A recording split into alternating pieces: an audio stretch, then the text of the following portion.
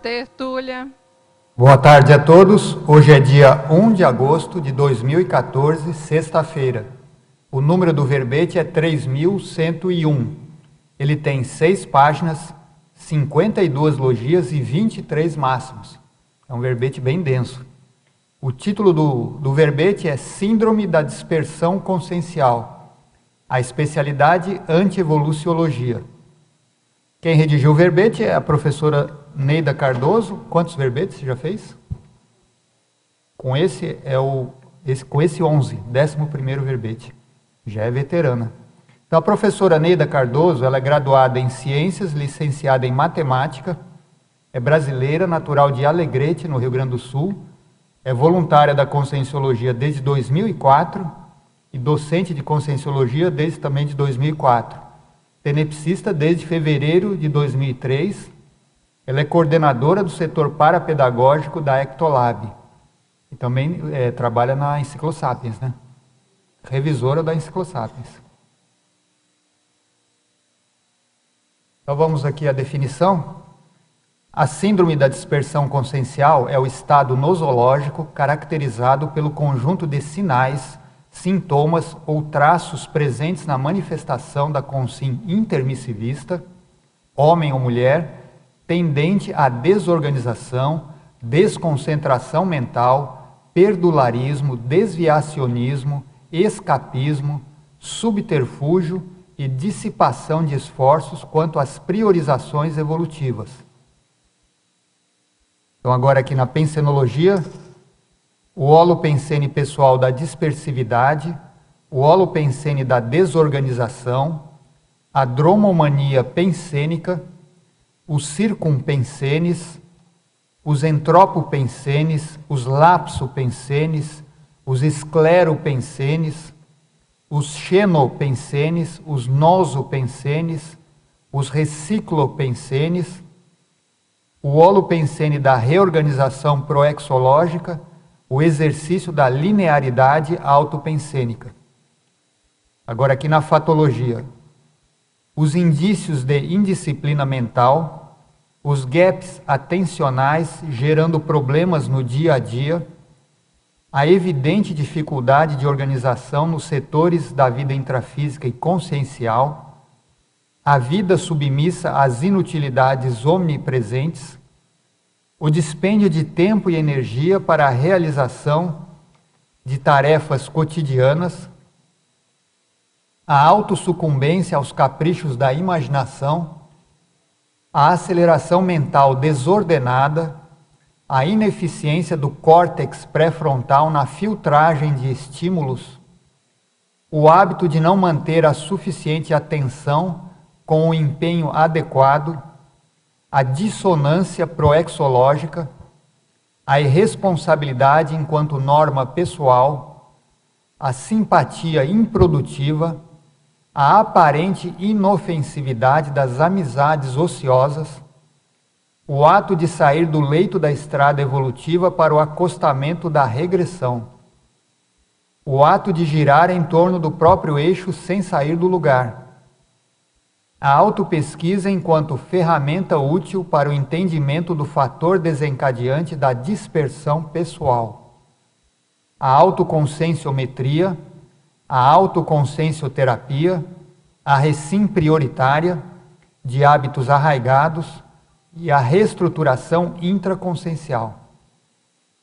Agora aqui na parafatologia nós temos a dispersividade quanto à autovivência do estado vibracional profilático, a indiferença quanto à multidimensionalidade, a esnobação à equipex, o menosprezo à assistência dos amparadores de função, relegados à condição de lanterna de cego, o incompletismo proexológico ratificando a futura melex, a antiparapercussiência interassistencial enquanto norma diuturna, o descaso ante os compromissos assumidos no curso intermissivo. Agora aqui na argumentologia tem uma caracterologia com 10 perfis conscienciais.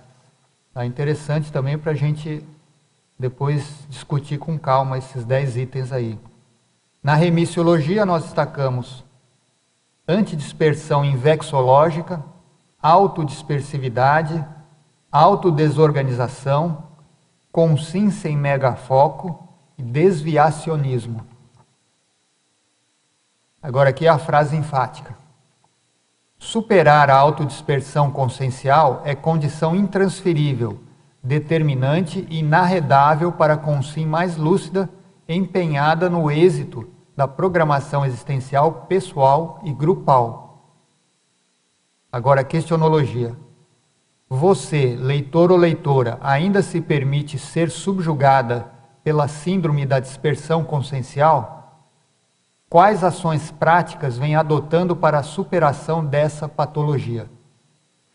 A bibliografia específica aqui tem 4 referências e a webgrafia específica 1 referência. Agora aqui a mega análise feita pela equipe da Marilene Raganin, a Pilar Alegre e a Socorro Frazão. Então são 20 itens. Desconcentração, desorganização, desatenção, indisciplina, alienação, ansiosismo, diletantismo, incompletismo, desviacionismo, autodispersividade, irresponsabilidade, antidiscernimento, descompromisso, despriorização, megafocologia, desassediologia, reeducaciologia, antievoluciologia, psicossomatologia e autopesquisologia.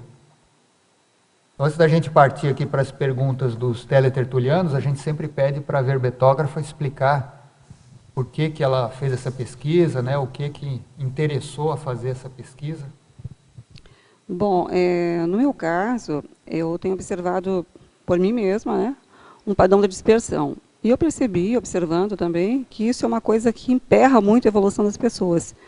E eu, observando o grupo nosso, da CCI, eu percebo assim, que grande maioria das pessoas, não digo que todos, tem esse padrão de dispersão.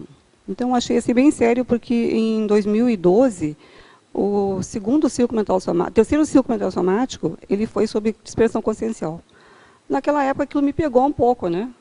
Aí passou um ano, 90 círculos depois, no 93º, se repetiu marasmologia intelectual, ou na escrita, uma coisa assim. Aí eu pensei, poxa, né? Eu estou aqui agora há 10 anos, aqui em Foz do Iguaçu, e cadê meu livro? E pelo que vocês me conhecem, né, sabe que eu estou sempre fazendo alguma coisa, fazendo outra, né? É aquela coisa da, como é que a gente diz? Da proatividade. Só que os resultados nem sempre são aqueles que a gente espera, ou que a gente gostaria que já estivesse acontecendo, né? Então, no meu caso, eu verifiquei que ainda havia muito para andar e que eu deveria correr atrás disso aí. E comecei a pesquisar o tema justamente porque eu pensei, se eu soubesse disso antes, eu já teria começado melhor. Então, eu penso que isso aqui é um tema que eu estou pensando também, já comecei, né, a escrever o meu livro, com esse tema aqui, porque eu penso que vai servir para o meu autorrevezamento. Na hora que eu encontrar isso como referência, eu vou começar mais cedo a priorizar aquilo que realmente é importante na minha ProEx. Então vamos aqui às perguntas. Teletertuliano de Curitiba. A verbetógrafa, professora Neida, em Estrangeirismologia, página 1, última linha. O que vem a ser um megalocus disperso? Bom, megalocus é aquela questão do foco da pessoa, né? Na hora que a pessoa não tem esse foco centrado, a pessoa não sabe aquilo que ela quer, ou ela atira para qualquer lado, ela realmente está com ele desviado, né? Então, o foco principal da pessoa está ausente. Então, já que o tema é esse, dispersão consciencial, a gente depois vai ter a questão da terapeuticologia, né? Para ver o que ela pode fazer para reverter essa condição. Agora, em Fatologia, página 1, última linha. Como reorganizar a vida submissa às inutilidades omnipresentes desta era da fartura? Bom, como organizar a vida submissa? Isso aí é uma questão que a pessoa vai ter que avaliar. O que é que pega mais, né? Porque, às vezes, gente, a questão da dispersão consciencial, ela tem que analisar. Eu vejo que, no caso, quando eu comecei a pesquisar, né, as pessoas começam a ver aquilo que é mais gritante, né? A pessoa que dispersa, a pessoa que joga seu tempo fora, a pessoa que vai muito ao shopping, a pessoa que se submete à era da fartura. Mas isso é só o fio da meada, o grosso, como a gente diz. O sutil, gente, é muito mais sério do que isso. Mas eu penso assim que para a pessoa se organizar, ela vai ter que, primeiro, ter uma agenda, né? Saber para ela o que ela é importante, qual que é o foco que ela colocou na sua evolução e por onde ela deve começar. Então, se a pessoa não tiver uma agenda, uma definição daquilo que é prioritário, não anda. Por exemplo, eu acho que a minha meta principal daqui para frente vai ser fazer a minha GESCOM, né? O que acontece? Em 2006, eu fiz o curso... como é que é o nome do curso? Formação de autores. E naquela época eu tinha um tema. Aí passou o tempo, eu não fiz não dei continuidade, né? E perdi também a questão do amparo de função. E o tempo passou. E muitos colegas já escreveram livro, né? E eu fiquei pensando, poxa, o que eu estou fazendo aqui? Então isso me pegou bastante, né? Então acho que vai depender do foco da pessoa. O que eu fiz agora? Eu fiz um quadro de horários. Eu já vinha fazendo esse quadro de horário antes, só que eu não cumpria. Agora eu estou cumprindo rigorosamente. Questão de organização e de priorização. Então eu tenho lá os dias da semana, os dias que eu venho na tertúlia assistir tertúlia, os dias que eu fico em casa escrevendo, os horários que eu reviso o verbete, os horários que eu faço as minhas coisas. Então, às vezes eu brinco com meu marido, né? Ele diz assim, o que tu vai fazer hoje? Eu vou deixar o quadro exposto aqui para tu me perguntar. Mas assim, eu estou procurando seguir rigorosamente aquilo. No meu caso, eu percebi que isso funciona. Na hora que, o que acontece? A gente tem um foco, né? Coloca um foco naquilo ali, mas aquele foco fica assim um pouco fraquinho, né? E aí chega alguém e convida, olha, vamos fazer tal coisa?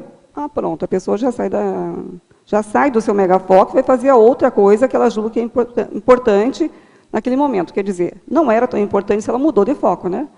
Então, se a gente definir que o seu foco é esse, tem que manter. Ainda em Fatologia, página 2, segunda linha. Como alterar a ineficiência do córtex pré-frontal na filtragem de estímulos? Ou é um fato irreversível? Eu penso que não é um fato irreversível. Veja bem, isso aqui está falando do córtex pré-frontal, que ele é o responsável pela concentração.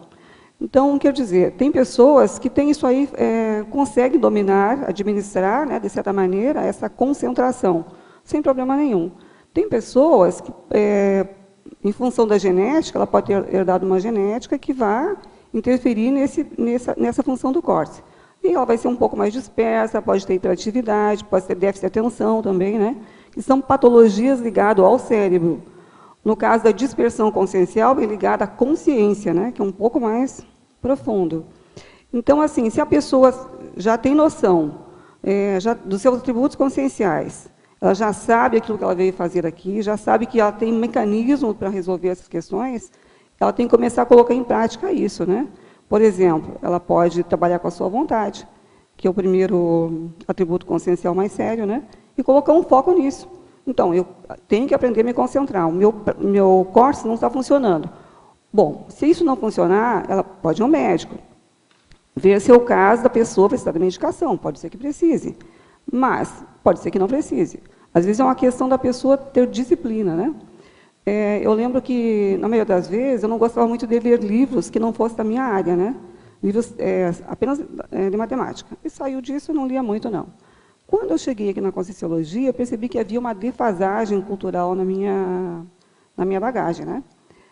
E aí eu tinha que ler muito. Uma coisa que me ajudou muito a manter o foco e a atenção foi o curso do pai, que muitos de nós passamos por aqui, né?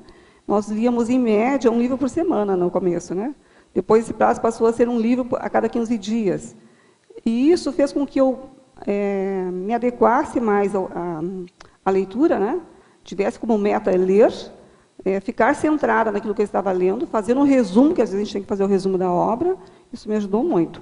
Um outro curso que eu acho que ajuda bastante a pessoa que tem interesse em manter o foco é o Heterocrítica de Obra Útil. Claro que agora as edições últimas não estão mais no mesmo modelo, né?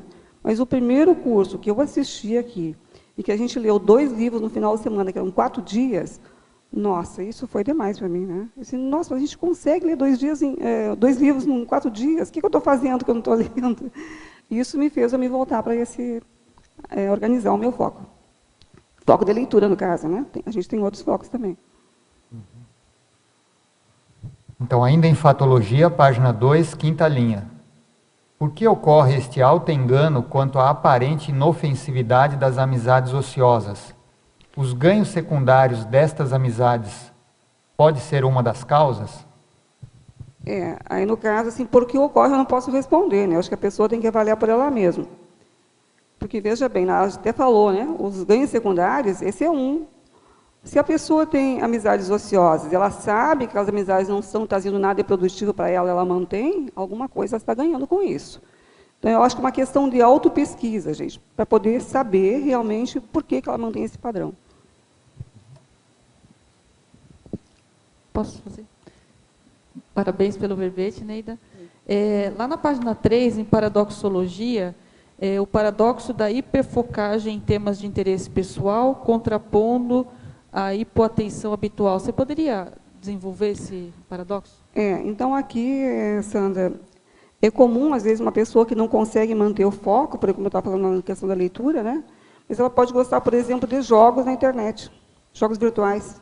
E a pessoa fica lá 2, 3 horas, vai à noite jogando, e aquilo para ela, assim, ela está trabalhando o cérebro, né? E acha que está fazendo alguma coisa positiva, e ela fica focada naquilo. Na hora que você fala, dá uma outra atribuição a ela, aquilo não é muito interessante. Então, mais a questão do foco. Aí eu pesquisei lá, acho que está nessa obra que eu coloquei aqui, deixa eu ver, da doutora Ana Beatriz. Aqui, ó, Ana Beatriz Silva, a bibliografia 2. E ela trouxe, porque ela estuda muito a questão da hiperatividade, né? Do déficit de atenção também. E ela trouxe a questão dos músicos famosos, tipo Beethoven, Mozart, que tinham essa questão da dispersão, e ao mesmo tempo eram geniais. Tanto que o Beethoven, ele ficou surdo, né? E assim mesmo ele conseguiu compor a sua mais famosa melodia depois que ficou assim. Então, ele era dispersivo, ele não era muito atento para outras coisas, mas para a música ele gostava muito, então ele conseguia fazer uma composição fantástica. Tem um outro caso também que eu lembrei agora, foi do Da Vinci, que ele era polímata, né? Além de pintor, ele era polímata, ele conhecia várias áreas do conhecimento.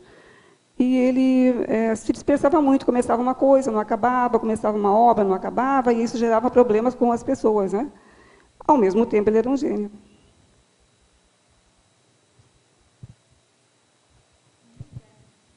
Na 2, na Fatologia, na 4ª linha, de cima para baixo, no finalzinho da 4ª linha. Você pode explicar para nós um pouco mais sobre a simpatia improdutiva? Então, a questão da simpatia improdutiva que eu vejo, Eliane, é aquela questão da pessoa assim, que ela usa de forma inadequada a sua força presencial. Mas a pessoa tem uma força presencial, e só que ela transforma nisso aquilo que a gente costuma chamar de sedução holochacral. Ela se envolve de uma maneira que ela, em vez de aproveitar aquilo para fazer uma coisa produtiva para ela e para os outros, ela quer tirar benefício da situação e acaba fazendo uma coisa que não é legal, né? Claro, ela às vezes até uma tentativa de agradar todos, né? E nisso ela se dispersa também. Também, e pode ser dispersa tempo, energia e... Tem também aquela síndrome que é síndrome do bonzinho, né? Sim. Que é uma simpatia. Todo mundo quer bem, é uma pessoa ótima, maravilhosa, se dá comigo com todo mundo, mas produtividade... Ela fica nisso, né? Nada. Entendi, Neida. Então, ainda também ali na Fatologia, na página 2, agora na 5ª linha, de cima para baixo, você pode falar dos talentos desperdiçados, que acho que isso é uma questão assim, essencial nesse tema. Realmente isso é uma questão crucial, né? Tanto que nessa coisa dos talentos desperdiçados, a gente deu para ver que antes tem algumas metáforas que falam aí, né? Sim. A questão da sair do leito da estrada evolutiva para o alcançamento da regressão, já em torno do próprio eixo, aquela questão do hamster, né? Que a pessoa fica lá rodando, conhece aquela rodinha do hamster, né? Que precisa para fazer exercícios, ele fica lá circulando, não faz nada. Quer dizer, o hamster está bem, não vai, digamos assim, não tem uma proex, né, a cumprir. O objetivo aqui do caso do verbete, a gente está falando mais intermissivista, né? Então, a pessoa, por exemplo, ela tem um trafor lá que ela é, por exemplo, fala um exemplo aí de um megatrafor. A questão da escrita? Da escrita, por exemplo, da escrita. Ela tem alguma facilidade para escrever. Tem gente que sabe, não, eu tenho esse trafor de escrita e eu tenho que escrever. Tem gente que diz assim, não, eu acho que eu posso escrever. E tem gente que tem e diz assim, não, mas eu não posso escrever. Não, eu estou muito longe disso aí. Quer dizer, a pessoa se subestima. Ela joga para baixo, né? Coloca embaixo do tapete, ela esconde, camufla para não fazer nada. Tanto é que aqui, acho que na exemplologia, deixa eu ver se aqui eu coloquei. Tem uma hora que eu falo disso aí.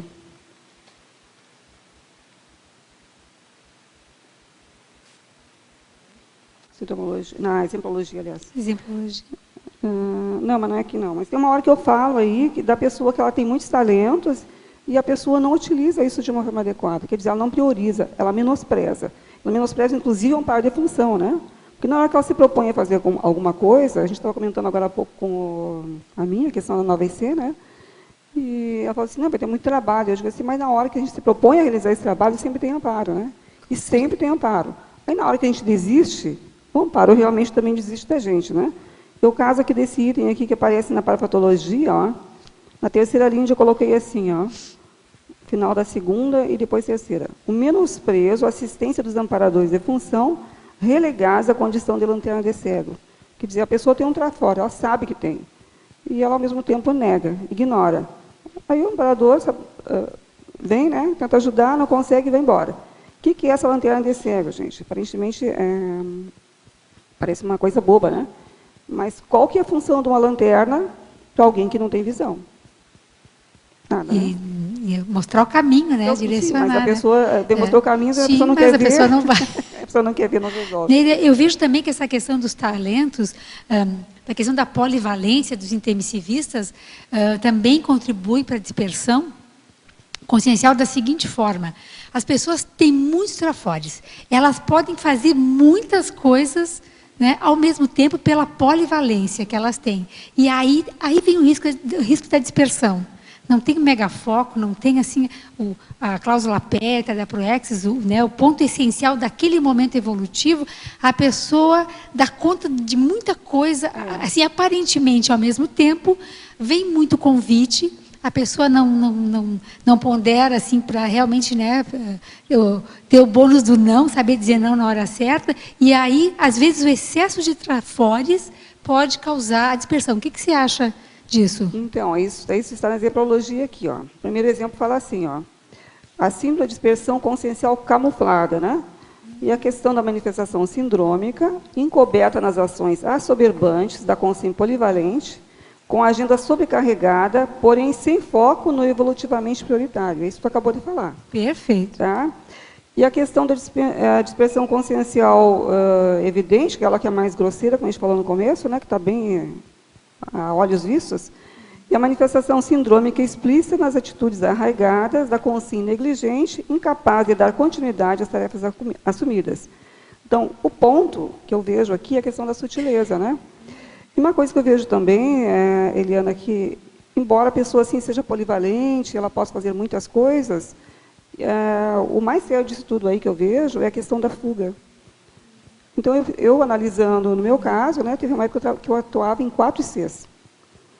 E aquela coisa, nossa, não, tu dá conta, ok, né? Aí eu comecei, opa, mas tem uma coisa errada, né? Eu comecei diminuindo, aí fiquei agora com 2, né?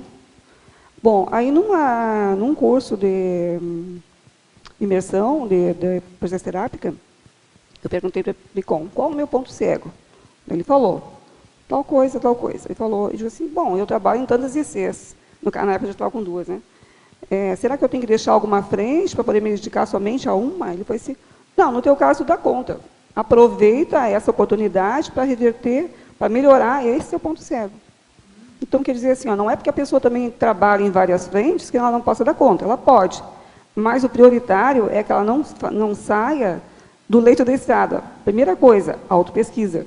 Então, eu vejo que o que tem mais sério de tudo isso, gente, porque eu tinha pensado assim, ó, o que é a raiz disso aí? Eu até tinha elaborado uma pergunta, perguntar para o Sr. Valdo, né? O que seria a raiz da dispersão? Aí pensei, dei uma analisada por aqui, aí eu li uma parte que ele coloca aqui no 700, não, no... Como é o nome do livro mesmo? Está aqui, ó. É um livrinho fininho, temas da conscienciologia. Não sei se vocês lembram disso aqui. Até, inclusive, lá foi que ele falou pela primeira vez, que o único lugar que fala da dispersão consciencial é lá. Ele fala assim também, 2 páginas, né? Então, assim, daquilo ali tem que tirar tudo, né? Aí lá ele fala que a base da dispersão é a indisciplina. Eu fiquei pensando, poxa, mas como é disciplina? A gente vê tanto a questão da prioridade, a questão da auto-organização, que parece que é o mais gritante, né? Aí eu me pergunto assim, tá, mas é uma pessoa que não tem organização. O que está por trás da desorganização, por exemplo? Indisciplina. E se a pessoa não tem prioridade, o que está por trás disso? Indisciplina. Aí o que eu fiz, gente? Estava estudando verbete, pensando, puxa, mas não é que é verdade? Na hora que eu estava estudando verbete para apresentar, eu vi essa minha caracterologia, coloquei aqui, né? E fiquei procurando qual seria a indisciplina que está por trás de cada um desses traços aqui, desses perfis. Se vocês quiserem pensar, vou deixar que vocês pensem, depois a gente pode comentar. Tá bom? Mas é bem interessante porque por trás de cada um desses traços tem uma indisciplina gritante. Que aparentemente não é. Depois você vai contar para a gente até o final. Cada um.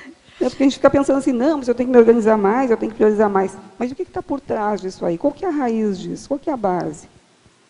Entendeu? Então, eu acho que essa questão da indisciplina é bem séria. Porque a indisciplina não é só a indisciplina física, aquela indisciplina da pessoa ser desorganizada, né? A indisciplina dos seus autocompromissos. Provavelmente começa na pensenidade, dos seus autocompromissos.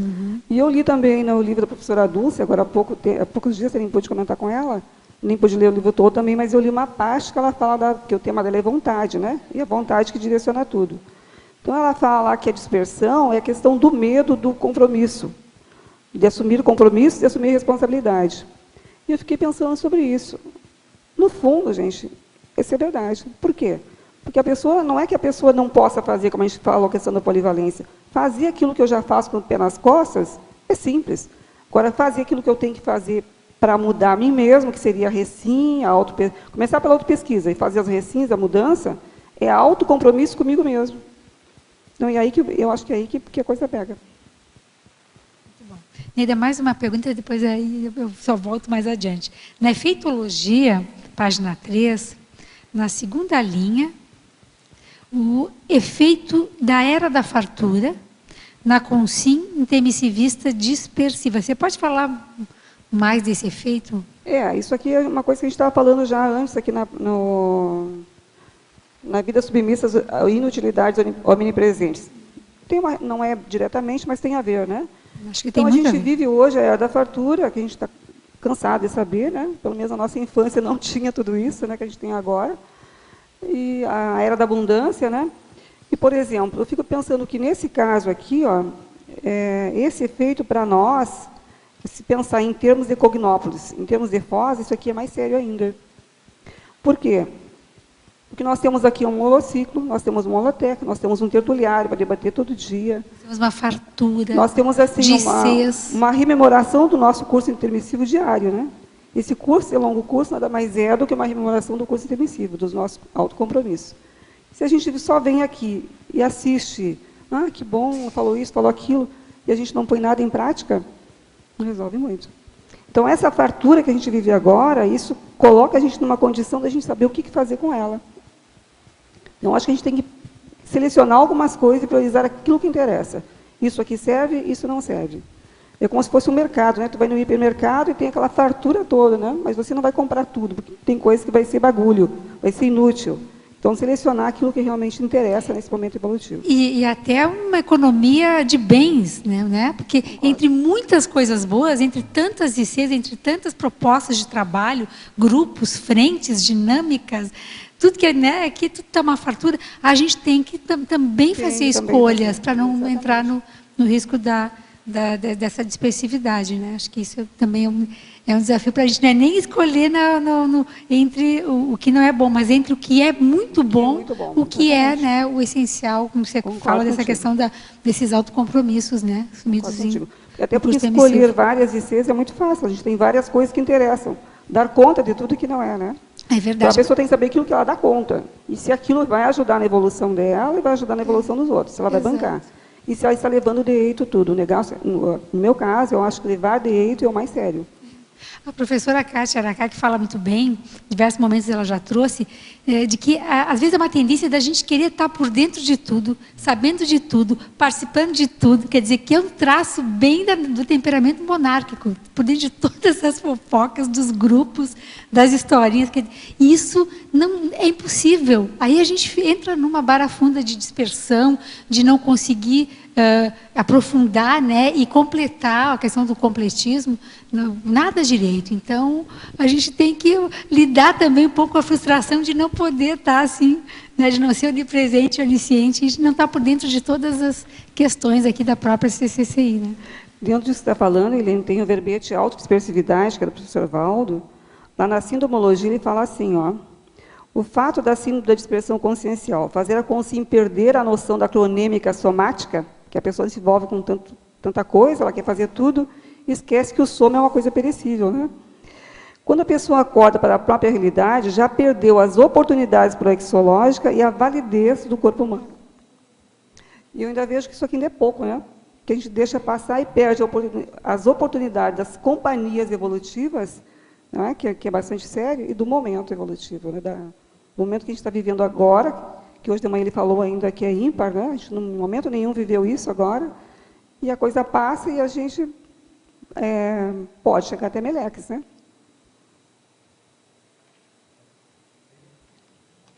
Oi. Eu queria voltar um pouquinho ali no que você comentou antes, até mais especificamente na paradoxologia. Na sua pesquisa, você identificou algum assunto, algum interesse pessoal ou até situação recorrente como causa principal da sua dispersividade? Porque, no meu caso, por exemplo, a música, o ato de tocar violão era uma coisa que me causava, ainda causa um pouco da dispersividade maior. Então, você identificou alguma coisa assim predominante? No meu caso, o que eu identifiquei foi a questão de ser tarefeira. Tarefeira, você quer fazer tudo ao mesmo tempo, muitas coisas ao mesmo tempo. Mas o que está por trás desse ato, dessa ação, de a gente querer fazer muita coisa ao mesmo tempo, no meu caso, eu estou falando por mim, é a questão da autofuga, da autopesquisa. Daí você, na hora que você foge disso aí, que você começa a fazer muitas coisas, você não tem tempo para se pesquisar. Então, as coisas vão passando, como a gente comentou agora, e a gente não se pesquisa, a gente banaliza aquilo que a gente tem que fazer, e aí, quando a gente vê, ou vai entrar em melim, e mais adiante, futuro meleques. Mas aí eram tarefas diversas, assim? Tarefas diversas. E que é aquilo que ela comentou, a gente é polivalente, pode fazer qualquer coisa, né? Então, a gente acha que dá conta de tudo e começa a fazer. Na hora que a gente vê, está sobrecarregado. E a gente olha para o lado, mas o que eu estou fazendo para evoluir? Para a minha evolução, para a evolução das outras consciências? Qual foi o meu compromisso? Para que eu vim para essa dimensão? Qual que é a minha cláusula pétrea? Obrigado. Neida, eu queria... Listei umas aqui na página 5, e eu queria ver com você se é isso mesmo, que você falou o que está por trás de cada item, né? Então, ali na página 5, a tua taxologia em caracteriologia, você tem ali os 10 itens, né?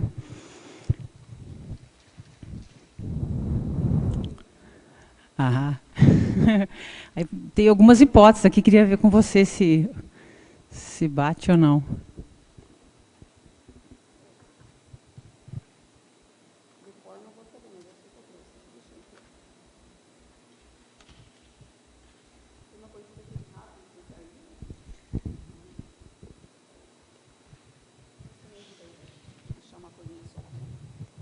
Minha assessora que vai procurar. Tá bom.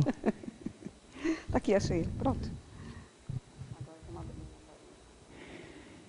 Então, aqui, gente, vocês viram que eu listei alguns tipos, né? São 10 tipos. Se a gente fosse ampliar essa lista, podia ser muito mais. Tá? Então, coloquei algumas coisas aqui. Ó. Por exemplo, na questão do decidofóbico, o que vocês acham? Qual a indisciplina que está por trás disso? Eu botei segurança. Pode ser insegurança. Eu achei que é indisciplina decisória, né? Aham. Ela fica naquela coisa que nunca tem disciplina. Não, eu vou decidir e ponto. Aí o 2, depressivo. O que você acha? Eu acho que é a vitimização. A tendência à vitimização. É que, na verdade, isso é uma consequência da depressão, né?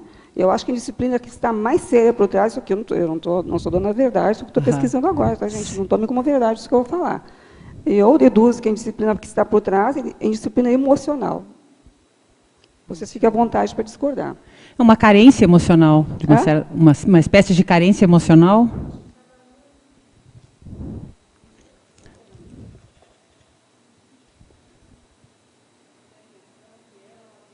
É estrito senso, e você está vendo lato senso. Eu acho Pode que assim, ser. as duas estão com a mesma visão Pode ser. diferenciada. Pode É porque, ser. na verdade, na hora que eu coloquei aqui do lado essa explicação aqui do lado de cada um deles, isso já está íncito ali, né? Mas eu estou pegando a síntese. O que está por trás da indisciplina? Porque eu penso assim, ó, que o foco, a raiz, né, de tudo isso aí, ou a raiz que envolve todos esses itens, é a indisciplina. Então, eu tentei procurar em cada um qual que seria a indisciplina básica. Pode ser que eu esteja enganada, gente. Se vocês quiserem me ajudar, me dar sugestão, eu estou aberta a isso. Me chamou a atenção porque eu gosto muito de mexer com a essência. Eu passei muitos anos sendo superficial, então agora eu procuro olhar mais para a essência. Quando você falou o que está por trás, brilhou meus olhinhos. Eu disse, o que está por trás de cada um desses? Aí fui olhar, né? Mas na realidade pode ser muita coisa, e pode ser isso que a Sandra falou também, estrito senso, lato senso. Pode ser uma visão de cada uma também. Acho que tem que pesquisar, mas a Pode, ideia é de interessante. repente, se nós formos fazer a pesquisa aqui com todos nós, cada um vai colocar um aspecto, né? E eu estou tendo essa abordagem, mas como isso é uma pesquisa, eu não sou a dona da verdade. Bom, Eu achei muito interessante o item 10 também, que você falou ali, achei genial, que é exatamente isso, né? a questão do verborrágico. E aí, qual seria a disciplina que você acha que tem aí? Então, nesse caso, eu achei que era uma forma de carência emocional afetiva. A pessoa tem uma necessidade de afeto constante e ela adquire isso como técnica. Ela fica falando sem parar o tempo todo. E ela vampiriza os demais. O que vocês acham? Eu coloquei uma coisa que pode não concordar, né? Eu coloquei como indisciplina verbal. Ela não sabe controlar aquilo que ela fala, né? Que passa para a indisciplina pensênica. É o lato senso. Ok.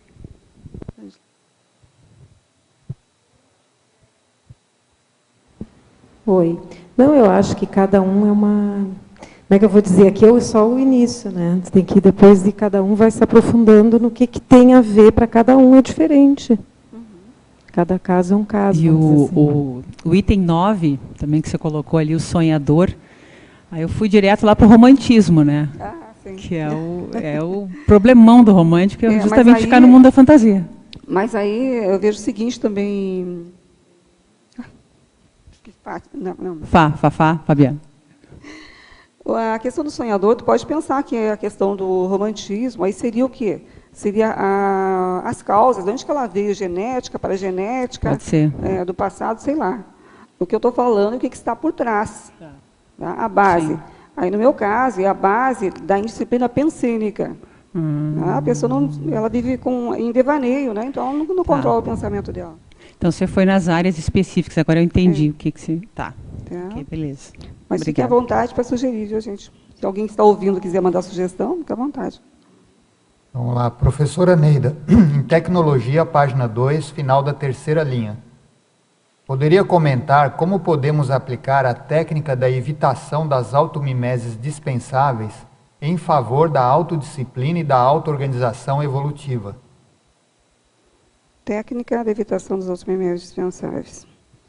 Como é que a gente pode... Pode repetir a pergunta? Como é que a gente pode... Vamos lá. Como podemos aplicar a técnica da evitação das automimeses dispensáveis em favor da autodisciplina e da auto-organização evolutiva? Bom, gente, eu penso que a pessoa, a primeira coisa que ela vai ter que fazer é fazer uma autoavaliação, saber como é que ela funciona e fazer uma listagem daquilo que ela já sabe que não serve mais.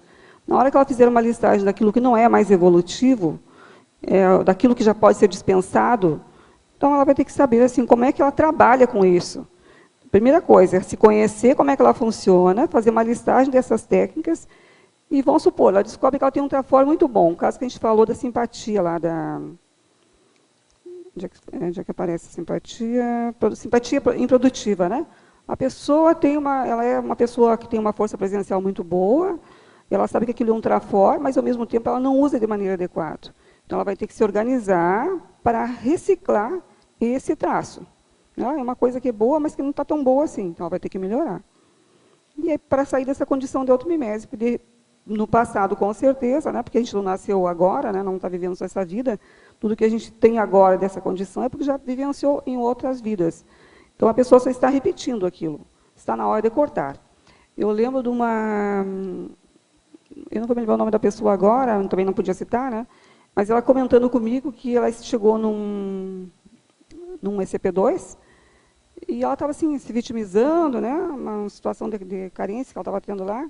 E ela chegou e perguntou para a Consex, mas por que eu tenho que passar por tudo isso ainda? E a Consex falou assim, há quantas vidas você vem se vitimizando? Não está na hora de parar com isso, não? Ela levou um susto com aquilo, né? Quer dizer, então a gente já sabe que tem uma hora e tem um limite, né? A gente já sabe que aquilo não serve mais. Se não serve mais, por que faz? É uma questão da pessoa se conscientizar. Então vamos seguindo aqui. Na fatologia, página 1, segunda linha. A evidente dificuldade de organização nos setores da vida intrafísica e consciencial. Poderia relatar quais foram os maiores obstáculos encontrados e como os trabalhou? Essa questão da evidente dificuldade da organização dos setores da vida intrafísica, vejam bem, gente, estou colocando uma coisa aqui que nem tudo tem relação comigo. Às vezes eu estou pegando algum exemplo, alguma casuística também que eu vejo por aí, né? Mas no meu caso, qual foi a maior dificuldade que eu encontrei? Eu acho que foi realmente dar conta de todas as coisas que eu me envolvi e também levar direito à minha autopesquisa, no meu caso. Agora, o que cada um encontrou como dificuldade, cada um vai ter que ver, né? No meu caso foi isso, porque eu percebi que eu estava fazendo tudo, e ao mesmo tempo não estava fazendo nada. Quer dizer, aquilo que era prioritário para a Neida, consciência em evolução e para seu autorrevezamento não estava acontecendo. Então, eu comecei a fazer. Não, eu não posso chegar aqui e voltar de mãos abanando, né? Eu tenho que fazer alguma coisa. Então, parar, olhar para mim mesmo e começar a fazer aquilo que eu vim fazer. Em Fatologia, página 2, quarta linha. Poderia comentar a simpatia improdutiva? Você já falou, mas é bom falar de novo. Né? Falar. Então, a questão da empatia improdutiva, aquilo que a gente está... Da simpatia improdutiva, né? E a questão que a gente está falando da pessoa que, por exemplo, é muito boa. Uma pessoa ótima... se dá bem com todo mundo. Eu lembro que no meu tempo de escola, nós tínhamos, isso era uma coisa que, de certa forma, me incomodava muito, né? Porque o que acontece? Talvez um traço que eu também tenha que reciclar, né? Eu lembro que quando eu chegava para dar aula, como eu dava aula de matemática, só o tema, né, já é uma coisa que assusta um pouco, né? Assustava naquela época, hoje em dia não assusta mais. E como eu tenho esse perfil, que eu sou um pouco séria, nunca fui uma pessoa de ficar assim rindo à toa, né? Isso, de certa forma, incomodava. Incomodava ou os alunos ou os colegas. Não, mas você é muito séria, você tem que rir mais. E isso aconteceu também quando eu cheguei aqui na CCI. Não, mas você é muito séria, você tem que rir mais. Aí eu pensei assim, mas por que eu tenho que rir mais? O que vai resolver eu mudar mais? Aí o que eu percebia, né, nas minhas colegas que eram bastante simpáticas, aquelas pessoas que fazem amizade com todo mundo, não estou dizendo que isso seja a regra geral, tá? Mas assim, eu percebia que o resultado, a produção do trabalho, não era nem um pouquinho, digamos assim, que me agradasse, né, o resultado do trabalho. Então, aquela coisa de político, né? Se dá bem com todo mundo, né, faz aquela coisa bem social, mas o resultado da produção, zero. Até tem um item aqui, acho que é um binômio que fala assim, na segunda linha, o binômio, ideias brilhantes, resultados pífios, né? As pessoas assim têm ideias ótimas, e para cada caso que ela encontra a pessoa, olha, eu tenho uma ideia excelente para você, eu tenho uma ideia excelente para você, e todo mundo acaba entrando na onda da pessoa. Só que na hora de realizar, a pessoa sai. Então, eu penso que essa coisa da improdutividade na simpatia tem que ser bem revista. Ou também tem a questão da pessoa que ela aplica a simpatia dela para fazer sedução holochacral, que isso também a gente costuma ver, é muito comum aqui a gente perceber esse traço, né? Então, a pessoa tem que rever, tem que repensar o que ela vai fazer com isso. É um trafor? Pode ser um trafor, se for bem aplicado. A verbetógrafa, em Pensenologia, página 1, segunda linha. Como se curar da dromomania pensênica? Olha, gente, eu não tenho receita pronta, tá? Como se curar, não sei. O que significa dromomania pensênica? Aquela questão do devaneio, né? Mas eu penso que se a pessoa colocar como foco, né, a questão de aprender a manter o foco em alguma coisa, por exemplo, ler um livro, né? Se a pessoa pega um livro para ler, ela começou a primeira linha, acabou no final da primeira linha, ela já não sabe o que ela leu no começo. Ela está lá na metade do livro, ela tem que voltar para ler de novo, porque ela não lembra mais o que o autor falou. E isso é uma questão de devaneio, né? Então, para a pessoa, não sei se cura, gente, mas que ajuda bastante a pessoa a reorganizar as ideias, a reorganizar os pensamentos, ela manter o foco, em especial quando está lendo, porque isso vai fazendo com que ela preste atenção no que o autor está falando, qual que é a mensagem do livro, tem alguma contradição, o que ele falou antes tem a ver com isso que tem agora. E uma coisa também importante é quando a pessoa está falando com a outra, né? Às vezes a pessoa está ouvindo a outra, aliás, está ouvindo entre aspas, né? Ela está olhando para a outra, mas não está ouvindo o que ela está falando. Então, é a questão da pessoa também estar atenta ao que ela recebe como estímulo da pessoa, né?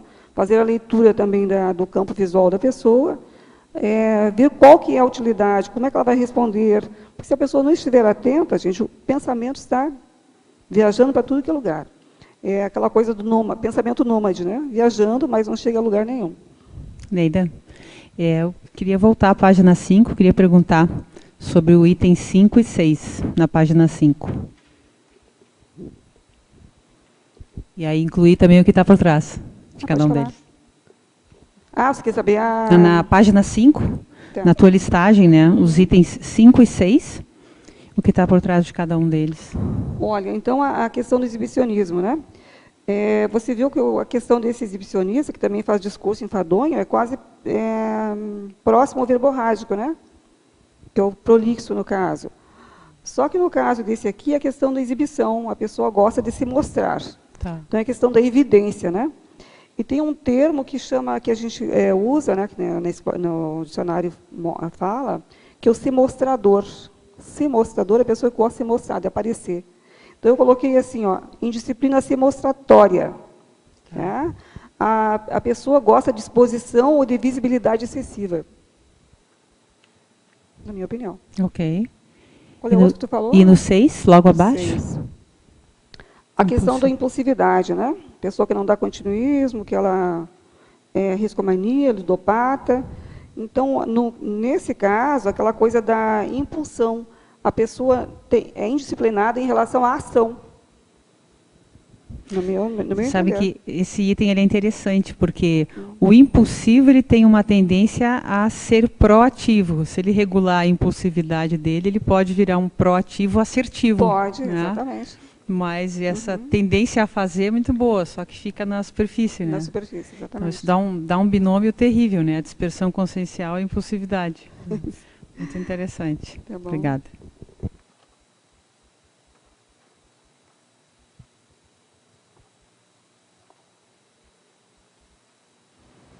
Oi. Aqui.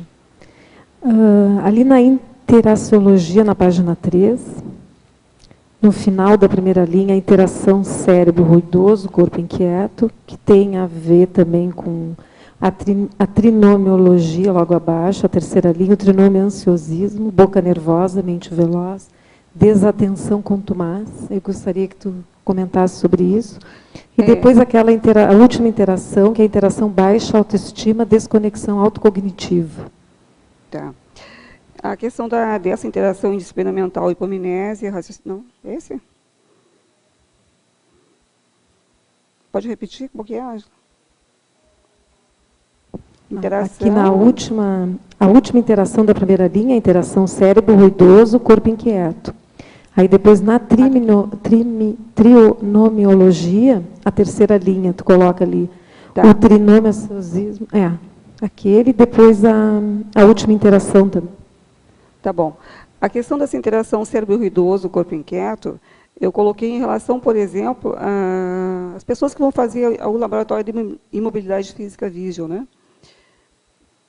Qual que é a ideia que se passa? A pessoa tem que ficar imóvel por 3 horas.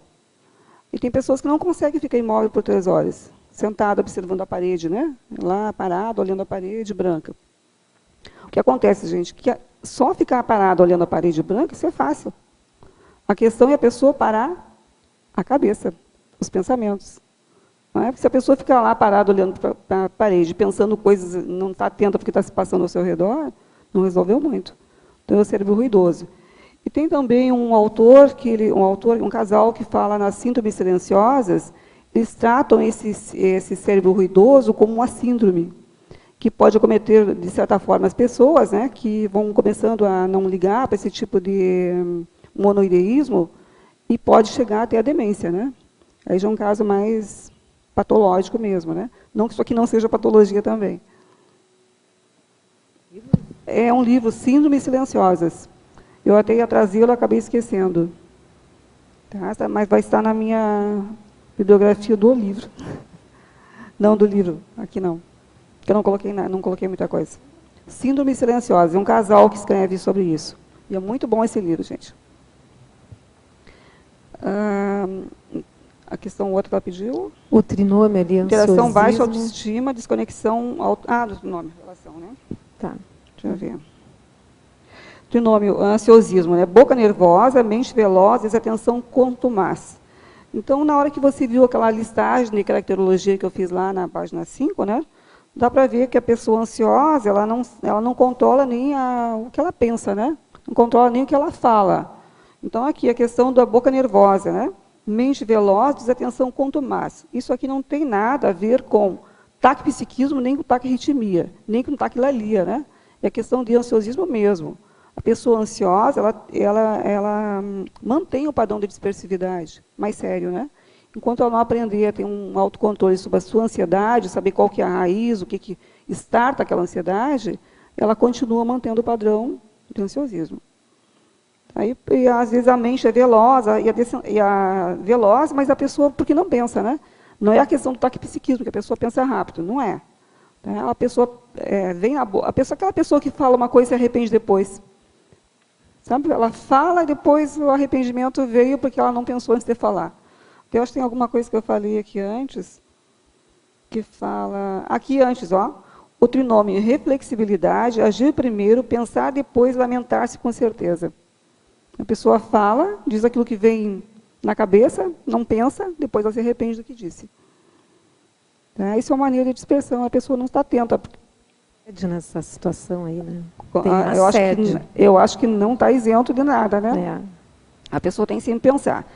No verbete autodispersividade, que eu já tinha comentado antes, tem uma parte que o Sivaldo falou o seguinte, que são 3 coisas mais sérias que podem desviar a pessoa da PROEX.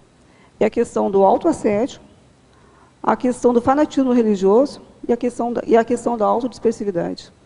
Então, eu acho que isso é uma coisa bem séria, a gente levar em conta que são 3 fatores bem importantes, né?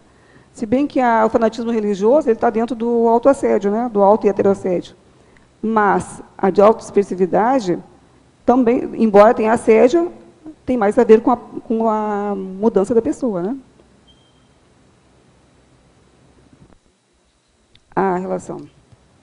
Só faltou ali a interação baixa. A interação baixa, autoestima, desconexão autocognitiva.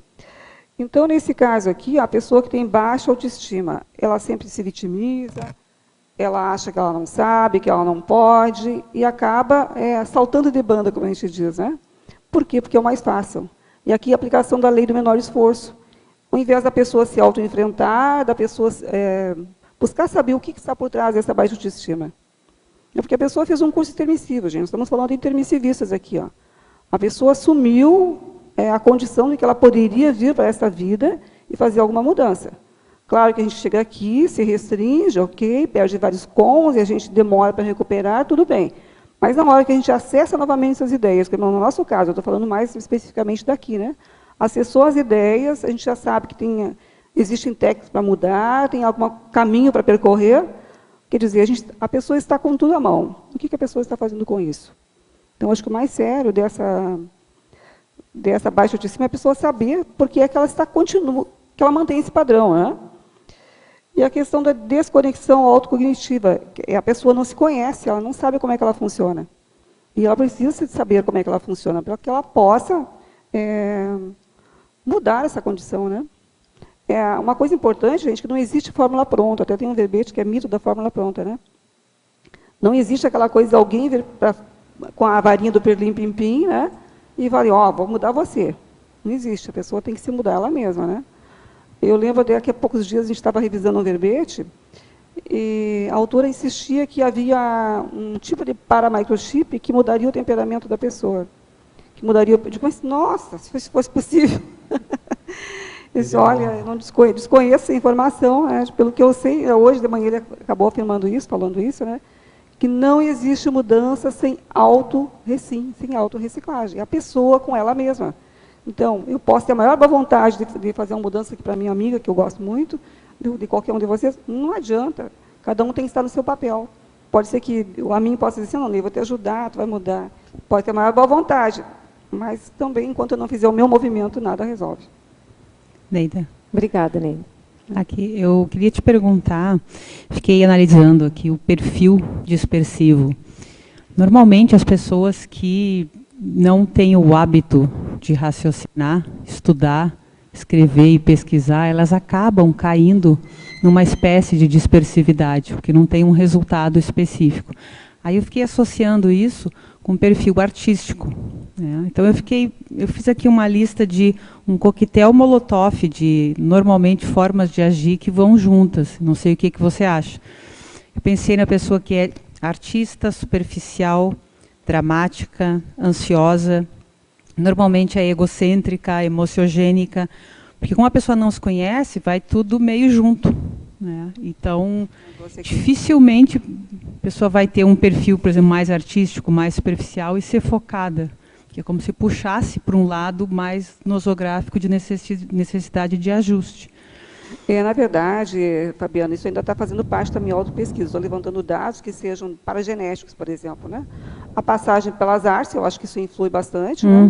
É um mas eu acho que não é o único caso. Sim. Uma pessoa que viveu na ciência eletronáutica, por exemplo, a pessoa só olha, como eu acabei de falar, eu só lia livros de matemática. Sim. Né? De repente, eu comecei a entender que eu precisava de ampliar a minha cognição. Eu comecei a ler outras coisas. Mas aí, nesse caso, a pessoa tem um foco. Por mais que não seja uma cosmovisão, mas ela tem um foco.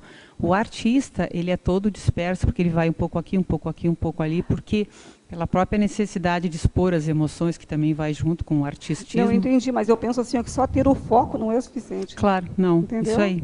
Porque aí a gente fica vendo só aquela Ainda coisa que é o mais gritante. A pessoa, o meu exemplo que eu falei aqui, a pessoa assume o voluntariado, daqui um pouquinho ela sai da... Não, eu não vou fazer mais, pronto, vai para outra IC. Fica um pouquinho, 15 dias, vai para outra, né? Isso aí está, claro, gritante, a dispersividade. Sim. Então é aquilo, o óbvio ululante, digamos assim. Agora, a sutileza, o que está por trás?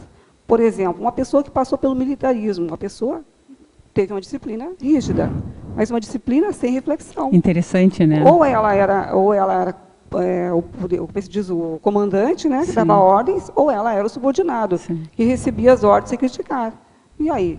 Tem um mega foco da disciplina paradoxo, errada, né? É um paradoxo interessante. Entendeu?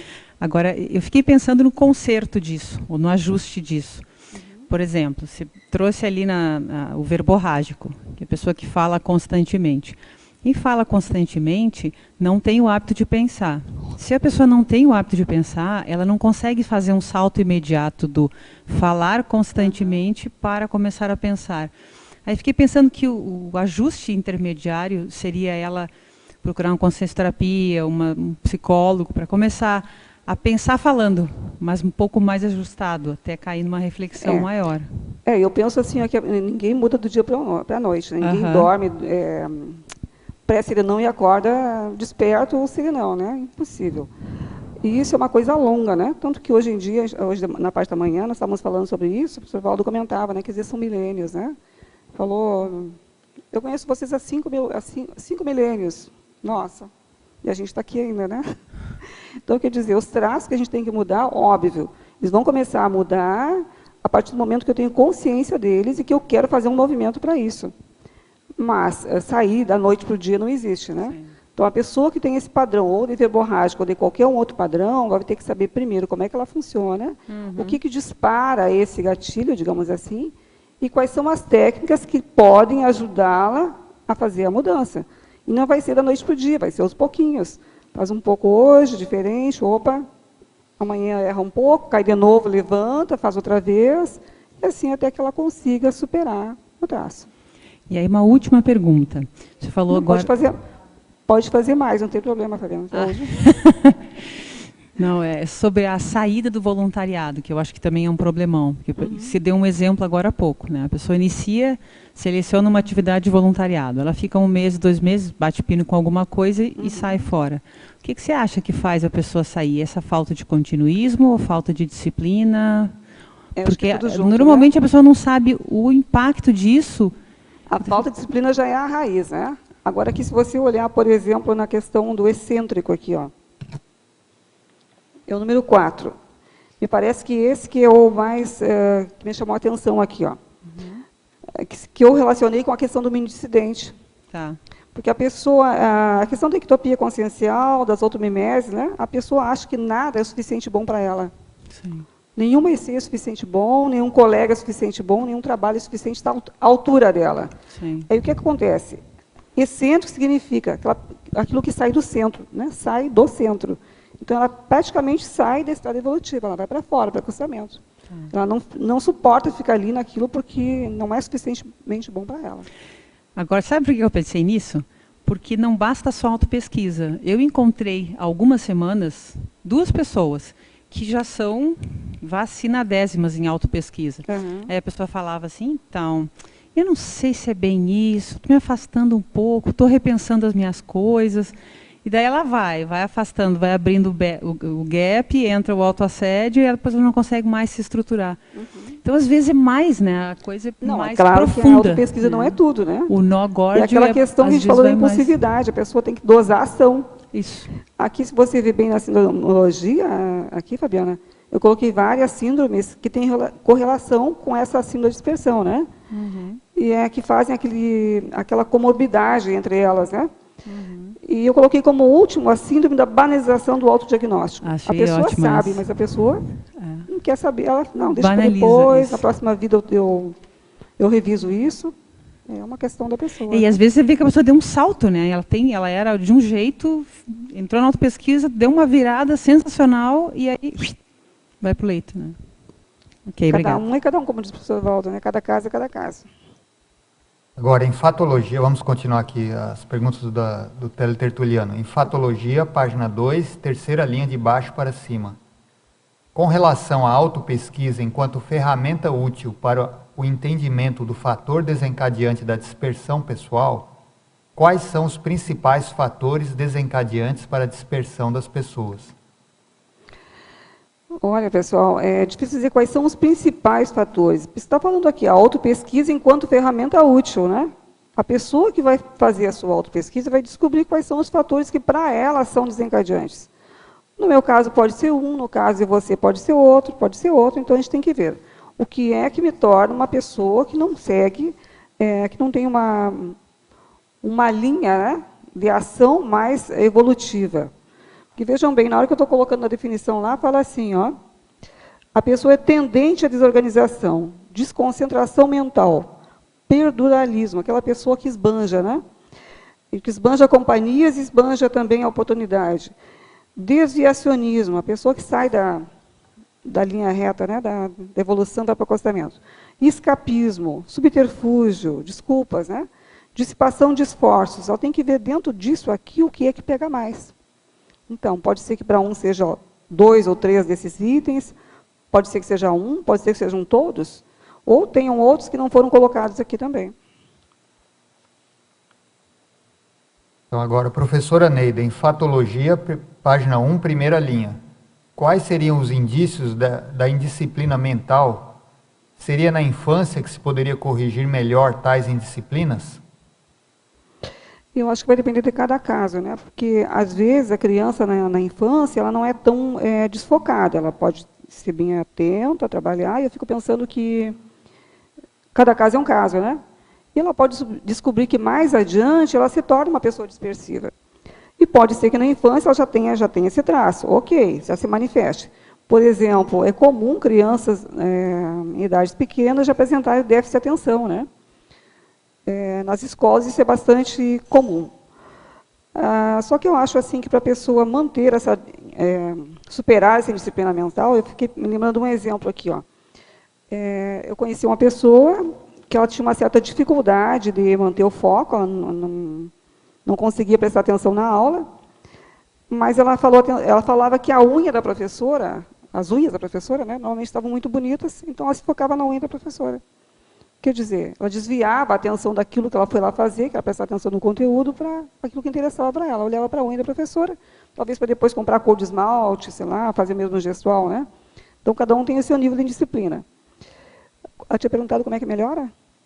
Se seria na infância que se poderia corrigir melhor tais indisciplinas ou não? É porque, veja bem, eu acho que corrigir na infância, não sei se é o caso, né, gente, corrigir. Se a gente soubesse como corrigir, ninguém aqui seria disperso, né? Corrigir essa indisciplina. Mas se tiver algum filho que tem alguma tendência a ser indisciplinado, a não prestar atenção, eu acho que a orientação dos pais nesse sentido, da pessoa, digamos assim, eu não tive esse caso, né? Mas um filho que fica assistindo televisão, e o pai permite, ele assiste televisão, ele joga videogame, ele faz não sei o quê, celular, fica até tarde na internet, e o pai permite. Bom, se o pai permite, se os pais permitem, né? É uma outra coisa. Eu acho que então é a hora do pai entrar e orientar. Olha, isso aí não vai ser bom para você, você poderia ter essa providência. E como é uma criança, a pessoa, ela vai ter que orientar. Eu não quero dizer que vai curar, mas que vai orientar a pessoa a fazer diferente. Enfatologia, página 2, primeira linha. Poderia exemplificar a autossucumbência aos caprichos da imaginação? A imaginação também é instrumento importante para a criatividade evolutiva? Com certeza. A questão da heurística, né, é a questão que passa pela imaginação. E aí a gente acabou falando aqui das artes, né, que tem muita coisa que, por exemplo, né, se a gente olhar para a enciclopédia, gente, para esse verbete, na hora que a gente olha como é que o professor Valdo elaborou essa chapa, né, para escrever a enciclopédia, tem muita coisa, digamos assim, artística, de certa forma, né? O confort da enciclopédia, os detalhismos que tem aqui, isso aqui é uma coisa de arte, tá? Mas, ao mesmo tempo, não é uma coisa dispersiva. Pelo contrário, é uma coisa que faz com que a gente se concentre mais, que a gente preste mais atenção. Então, a arte tem esse seu lado que ele é totalmente... alguns caminhos podem ser, né, desviantes, e a gente pode encontrar também uma arte que seja positiva. Então, a questão dos caprichos da imaginação, né? A pessoa que ela se submete, por exemplo, aos devaneios. Ela gosta de sonhar acordado. Na hora que chegar o meu príncipe encantado, eu vou começar a poder fazer tenepes. Não, na hora que eu construir a minha casa, então eu vou ter um quarto específico para tenepes, então eu vou poder fazer tenepes. Ou então eu vou poder começar meu livro quando eu tiver o meu escritório arrumado, porque agora não dá. Então, tudo isso é capricho da imaginação, né? Quer dizer, a pessoa se submete a ela, quando ela pode pensar assim, não, mas eu posso, de que maneira que eu posso otimizar isso? Tem outro caminho? Pode ser agora? Vai ser um pouco difícil, mas não vai ser impossível. Então, isso vai depender de cada um. Cada caso é um caso, gente. Agora, aqui tem outra pergunta sobre a simpatia improdutiva, mas nós vamos pular, que você já respondeu 2 vezes. Né? O pessoal gostou da simpatia improdutiva. Enfatologia, página 2, sexta linha. Podemos associar o sentimento de subnível aos talentos desperdiçados? Eu penso que sim, né? Associaram, né? A sensação de subnível, isso? Na página... Fatologia, sim, página 2, sexta linha. Podemos associar o sentimento de subnível aos talentos desperdiçados. De certa forma, eu penso que dá para fazer essa relação, gente, mas não significa, por exemplo, assim, a pessoa está em subnível por vários motivos, né? Pode ser porque ela não usou os talentos, pode ser porque ela não enfrentou o que ela tinha que enfrentar, né? Não fez aquilo que não cumpriu uma cláusula que ela mesma se propôs na sua PROEX. Pode ser por vários fatores, mas eu acho que a correlação pode ser feita assim. Cada caso é um caso. Pode ser até autoassédio, né? Pode também. E heteroassédio também. Pode. Agora, em parafatologia, página 2, final da segunda linha. Poderia comentar sobre o menosprezo à assistência dos amparadores de função relegados à condição de lanterna de cego? Isso aqui a gente já tinha comentado também, mas eu vou repetir, né? Por exemplo... Na hora que a pessoa se propõe, vamos supor, quando eu falei do meu caso, né, que eu fiz lá o curso e não dei continuidade ao livro, né, e abandonei a pesquisa, né? Com certeza eu tinha amparo naquela época para fazer aquela pesquisa e dar continuidade. Só que na hora que eu deixei de lado, os amparadores caíram fora. É como se eles estivessem com a lanterna para mim, né, e eu de olhos fechados, não resolvia nada, né? Então, uma lanterna de cego não é a questão da gente estar falando, como é que se diz, o termo politicamente correto, né? O termo politicamente correto, que seria aquela questão do guia maurótico, não é isso que a gente está falando. É a pessoa que realmente não tem a visão sadia, né? Ela não enxerga, ela não percebe. Então, se ela não percebe, de que serviria esse instrumento para ela? Não serviria de nada, né? Uma lanterna não serviria de nada. Então, neste caso, eu também não estava vendo nada, não queria continuar, o que serviria um amparo do meu lado? Professora Neida, em Parafatologia, página 2, segunda linha. Gostaria que comentasse a esnobação a Equipex. Então, essa questão da esnobação Equipex tem relação, gente, com um item que eu coloquei aqui no antagonismologia, que está lá na segunda linha, que diz assim, ó, antagonismo, convite recusável, dispersão, proex inadiável, compromisso. Às vezes a pessoa se propõe a fazer um tema, né? Como eu falei na questão da agenda, a pessoa se propõe uma agenda e ela estabelece que das 9 às 11 da manhã, por exemplo, ela vai escrever lá o seu tema, ou o verbete, seja lá o que for. Aí aparece lá uma amiga dela e convida, olha, vamos ao Paraguai amanhã? A pessoa, oba, vamos. Aí deixou de lado sua tarefa que era prioritária e ela foi fazer aquilo que transferiu. Então, nesse caso, gente, ela se propôs, ela assumiu um compromisso com ela e com a equipe extrafísica. É bom sempre lembrar, gente, que na hora que a gente tem um compromisso, a gente propõe uma coisa, né? Olha, vou escrever um verbete. Eu assumi um compromisso ante mim mesma e ante a equipe extrafísica. Então, não estou sozinha, nós não estamos sozinhas, né? Nós não somos conscientes, nós estamos conscientes. A nossa realidade é multidimensional. Então, na hora que eu me proponho a fazer alguma coisa, eu não estou me comprometendo sozinha, eu estou falando, né, publicamente que vou fazer aquilo para o extrafísico. E aí, por exemplo, no caso do verbete, na hora que eu propus esse tema aqui, as consciências, tanto físicas quanto extrafísicas, têm interesse nisso aqui. As consciências extrafísicas estão sabendo que eu vou fazer isso e ficam aguardando quando é que ela vai apresentar esse resultado, quando é que vai aparecer alguma coisa que faça eu mudar a minha condição, principalmente as consciências, né, as extrafísicas. Aí, na hora que eu mudo, de repente, não engaveto o meu projeto e não vou fazer essa assistência, aquilo que a gente chama de tresmalhamento, né? Afasta, não faça, deixa de lado. E aí, aquela proex, aquele compromisso que antes eu achava que era inadiável, né? Que a pessoa achava que era inadiável, a pessoa trocou por um convite que naquele momento foi irrecusável. Bola fora total. Em Exemplologia, página 5. Poderia comentar a síndrome da dispersão consciencial camuflada e a síndrome da dispersão consciencial evidente? Nós já tínhamos falado já alguma coisa aqui, mas a gente pode repetir.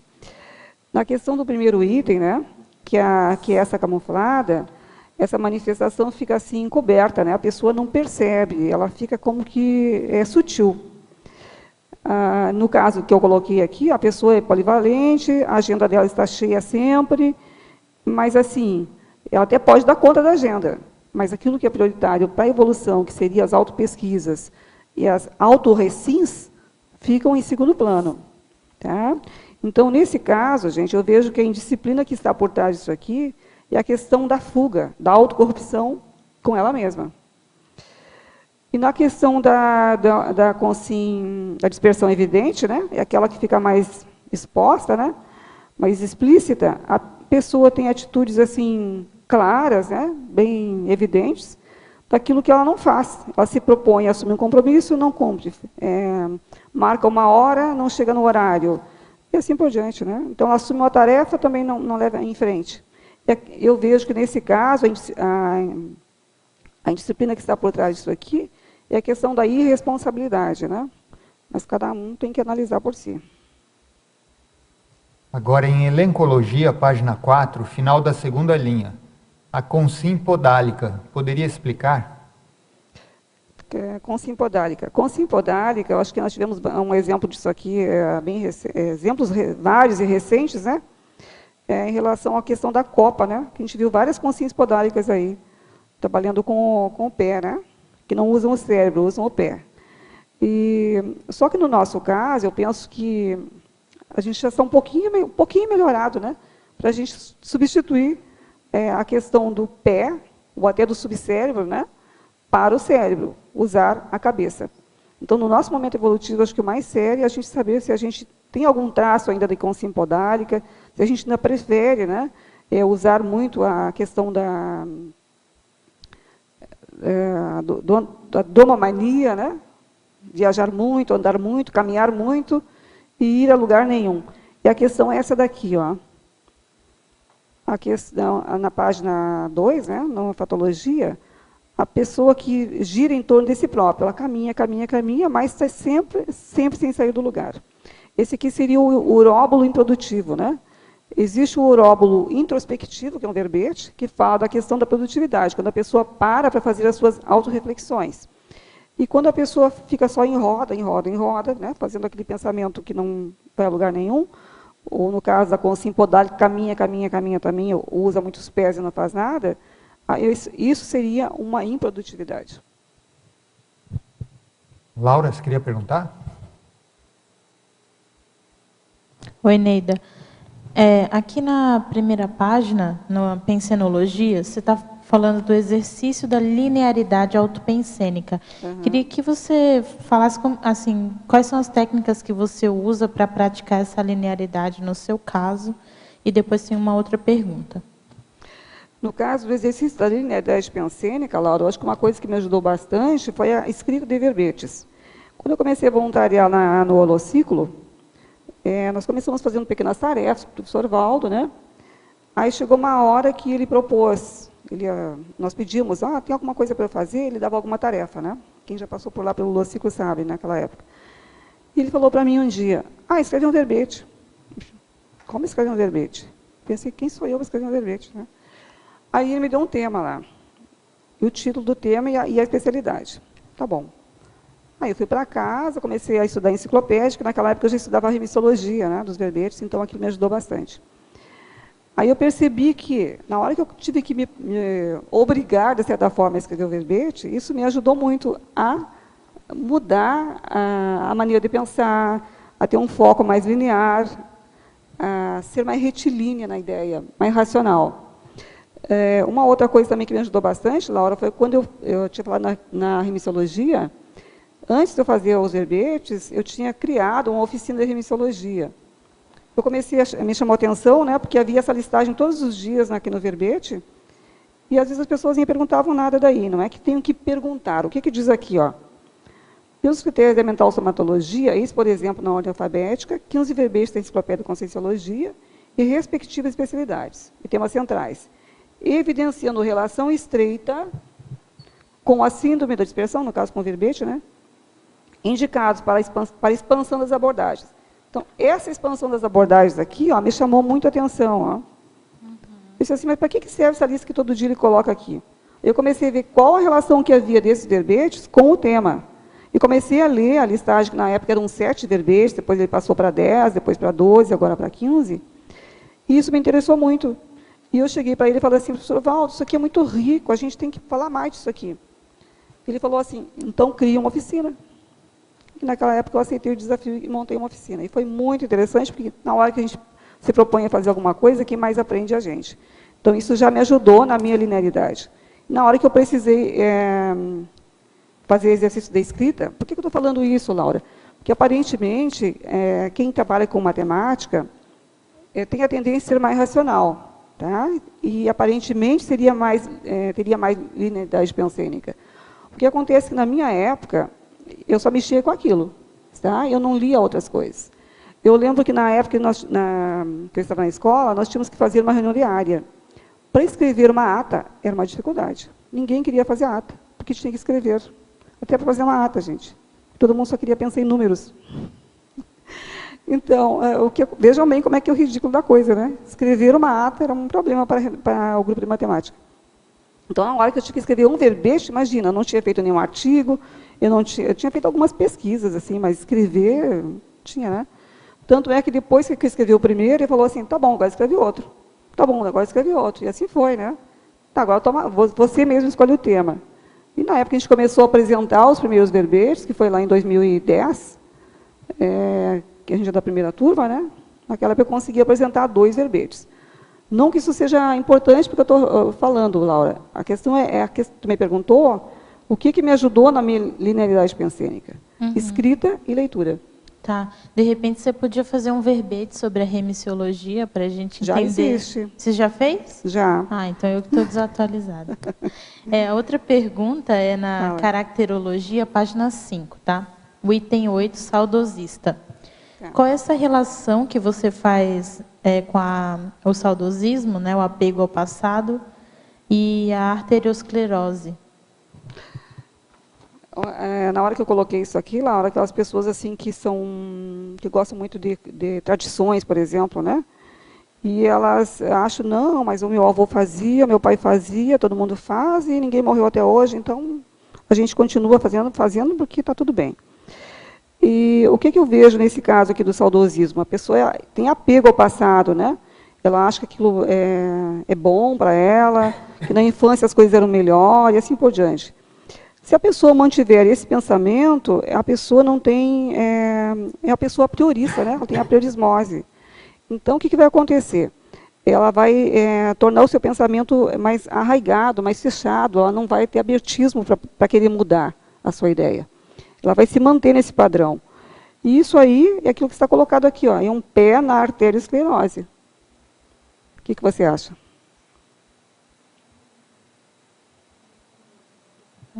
Muito bem de arteriosclerose, mas eu queria saber a questão assim, da velhice. A pessoa que vai chegar na idade adulta, ou nem tão adulta, assim, nem tão velho assim, a pessoa já vai dar sinais de senilidade, de caduquice.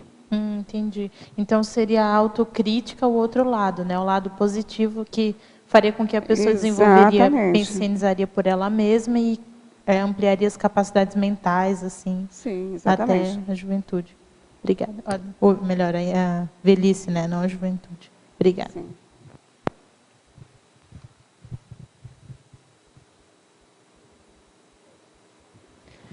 Ali na tecnologia, eu gostaria que tu comentasses como é que é a técnica da autorreflexão de 5 horas, como é que tu aplicas ela nesse contexto aqui, né?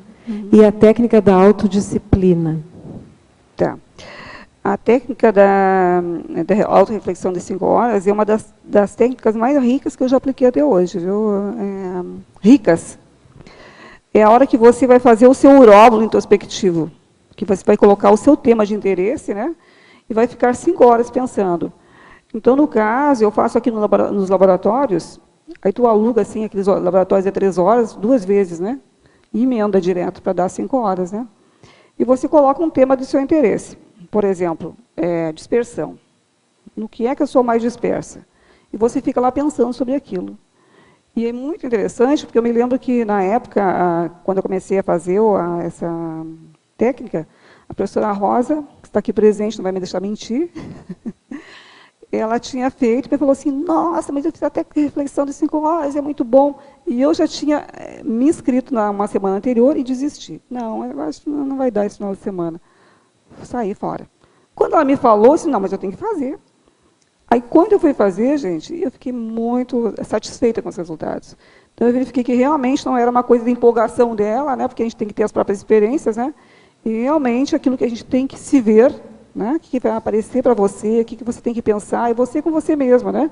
Os amparadores aproveitam aquela oportunidade que você está ali, imerso naquele laboratório, e trazem para você pensar aquilo que você precisa. A minha dúvida com relação a essa técnica é a questão de não escrever, né?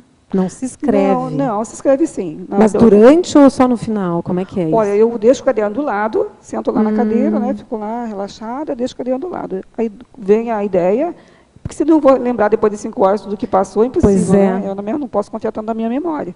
Eu anoto. Então tá. A técnica da imobilidade física, Vigil, ela exige que você fique ali 3 horas sem se mexer. Já essa aqui não, você pode, porque 5 horas, para minha coluna também não dá. Levanto, dou uma caminhada, volto e sento de novo e continuo pensando. E as ideias fluem, é muito bom, muito dinâmico. Tá, não, porque eu já fiz, só que eu passo todo o tempo escrevendo. Aí não seria, né, eu acho. bem. De repente, cada caso que eu não sei se indicaria. Não é o ideal, verbete, né? Tem o verbete, você lê lá no verbete, se indica que a pessoa fique sem escrever. Mas no meu caso, eu uso ela escrevendo aquilo que é importante. Tá. E aquela técnica da autodisciplina? Técnica da autodisciplina. Deixa eu dar uma olhadinha aqui. Então, essa aqui é aquilo que a gente está falando, né? Se a pessoa identificou os traços que ela tem, ela vai ter que saber como é que ela faz o contrário disso. Por exemplo, na hora que eu listei aqueles 5 itens, né, aqueles 10 tipos da caracterologia, a gente viu que por trás de cada um deles tem um padrão de disciplina, né? Então, a pessoa tem que saber qual que é o seu padrão e como é que ela trabalha a sua autodisciplina. Então, essas técnicas que estão aqui, ó, são várias. Tá? Essas técnicas são úteis. Se, no caso, ela não conseguiu trabalhar com essas aqui, não conseguiu resolver, ela pode partir, por exemplo, para a consciência-terapia, uma técnica que ajuda muito a questão do autoconscienciograma, né, que a pessoa vai saber o que ela precisa mudar, onde é que está pegando mais, o que ela precisa mudar, e investir nessa sua disciplina. Isso é uma coisa que a gente está falando assim, ó, que essa disciplina é uma coisa meio paradoxal. Na hora que eu comentei com a Fabiana, né, a questão da pessoa que tem... Eu me considero uma pessoa disciplinada. Então, assim, eu tenho horário para chegar, horário para sair, horário para fazer isso, fazer aquilo. Só que essa disciplina é em alguns aspectos, em algumas áreas. Eu verifiquei que eu não tinha essa disciplina de dar continuidade à minha autopesquisa. Então, isso era a indisciplina que estava me pegando. É como tudo, né? Tudo da gente tem os níveis, né? Tanto os trafores como os trafares. Por isso que é bom a gente saber qual que é a indisciplina que está por trás, para poder investir nessa autodisciplina, né? Como é que a gente reverte isso. Tá, obrigada. Então, a verbetógrafa em antonimologia, página 1, final da 2ª linha. Poderia explicar a catalepsia? Antagonismologia? Antonimologia. Antonimologia. Antonimologia, página 1, Okay. final da 2ª linha. A gente estava lá no antagonismo. Então, é assim, ó, na hora que a gente está colocando essas listagens toda, né, parece que a catalepsia destoa um pouquinho dos outros, né? A catalepsia é uma deficiência mental que ela é caracterizada pela incapacidade de aprender. Então, quando a gente está falando desse síndrome da dispersão consciencial, pode ser que a pessoa tenha lá o déficit de atenção, pode ser que tenha hiperatividade, mas se ela tiver a catalepsia, já é um problema mental. A pessoa não pode aprender mesmo, né? É outra coisa. Então, eu coloquei como antonímio. Agora, em antagonismologia, página 3, 3ª linha. Qual a relação entre o antagonismo proficiência e o workaholism? Então, a questão da proficiência, do workaholismo, né? É a questão que a pessoa proficiente, né, é aquela pessoa que ela consegue dar solução para as coisas, ela consegue resolver. Mas assim, ela resolve tudo, mas de uma forma assim, como é que eu vou dizer, menos estressante. Ela faz o que tem que ser feito e ponto. Já a questão do workaholismo, né, a pessoa ela é viciada naquilo que ela faz, é viciada em trabalho, principalmente. Então, ela não faz só por ela ser eficiente ou proficiente, ela faz porque ela quer manter aquele nível de adrenalina no corpo. Então, assim, é uma questão que pega bastante. Eu já passei por essa fase aqui, o estresse, gente, é uma coisa que facilita muito, né, essa questão da adrenalina. E se a pessoa tem um padrão de workaholism, isso é pior. Então, esse é um padrão que realmente influi na dispersividade da pessoa. Ela tira a pessoa do foco, né? A pessoa fica só focada em trabalho, produção, e a pessoa não se vê. E ela não faz autopesquisa. É um foco doentio, né? Doentio. Fica no foco no trabalho. Você queria falar, Laura? Na sindromologia, página 4, fala um pouco mais sobre a síndrome da banalização do autodiagnóstico, assim, em relação também à não hipervalorização, de repente, ou dramatização desse autodiagnóstico. Na verdade, Laura, esse aqui já tem um verbete dessa síndrome, viu? Está na enciclopédia. Acho que é do Dr. Marco Aurélio. Que ele fala, né, que a pessoa recebe seu diagnóstico, ela faz uma autopesquisa, ela sabe o que ela tem, qual é que ela tem que mudar, e ela simplesmente ignora. Tá? Não é que ela tem que valorizar, como você disse. A questão é a pessoa agir, porque na hora que eu já sei que uma coisa não serve, o que não serve mesmo, né? não está ajudando, não é bom, para que eu vou manter? Então, por exemplo, aqui, a pessoa sabe que tem acima da dispersão consciencial, como ela estava falando antes ali. Eu já identifiquei esses traços, mas eu acho que talvez não seja bem assim, então amanhã, quem sabe, depois eu mudo. É aquela coisa que a pessoa banaliza. Ela sabe que tem que mudar, mas não faz. Mas também não é coisa do chicotinho, da pessoa ficar, não, tadinha de mim, que tem que fazer tudo isso. Não resolve. A pessoa tem que ver qual o melhor caminho, qual a melhor técnica para ela fazer essa mudança. Professora Neida, em Fatologia, página 2, segunda linha de baixo para cima. Autoconscienciometria. Fiz o curso EAD de Conscienciograma sem drama em 2013. O efeito de responder essas perguntas foi caótico e mega revelador. O tema da incoerência me levou a respostas intermináveis. Decidi parar e escrever somente sobre esse assunto. Percebi enorme dispersão consciencial, sobretudo pela falta de coerência. Essa escrita prolixa e descontrolada foi, de certa forma, uma autoconscienciometria? Poderia comentar? Cada caso, fica difícil comentar o caso do outro, né? Mas eu posso dar um pitaco, né? Porque eu acho que acontece, gente. Na hora que a pessoa começa a fazer o conscienciograma, ela vai encontrar ali coisas que ela não vai estar querendo ver. Ela vai encontrar traços a respeito dela, que ela vai ficar um pouco chocada até com ela mesma, né? Foi o que o professor estava falando hoje de manhã também, a respeito da pessoa que faz o primeiro curso intermissivo. Na hora que chega no curso intermissivo, ela vai tomar um esbregue tão grande, quando ela se vê como é que ela era, assim, não, essa aí não sou eu, não. E eu acho que o conscienciograma não é diferente, né? A pessoa olha lá e a pessoa tem aquele traço e a pessoa não quer admitir. Então, a pessoa percebe, por exemplo, um traço e aquele traço já é o suficiente. Então, ok, na hora que ela vai escrever sobre ele, ela percebeu o nível de dispersão. Mas eu acho que é por aí, ela vai ter que se encarar dessa maneira. Pegar um traço primeiro, trabalha aquele traço, depois procura outro, trabalha o outro, e assim vai. Não precisa resolver todo o livro de uma vez só, não precisa aplicar as 2.000 perguntas, encontrar todos, resolver todos os trafóis, até porque é impossível, né? Mas ela pode ir passo a passo, e se ela encontrou a dispersão, ela vai ver qual que é o mais sério, se é a incoerência, né, que está ali, que ela encontrou, ou se é a dispersão e o que ela tem que abordar primeiro. Agora, em Teoriologia, página 2, final da primeira linha.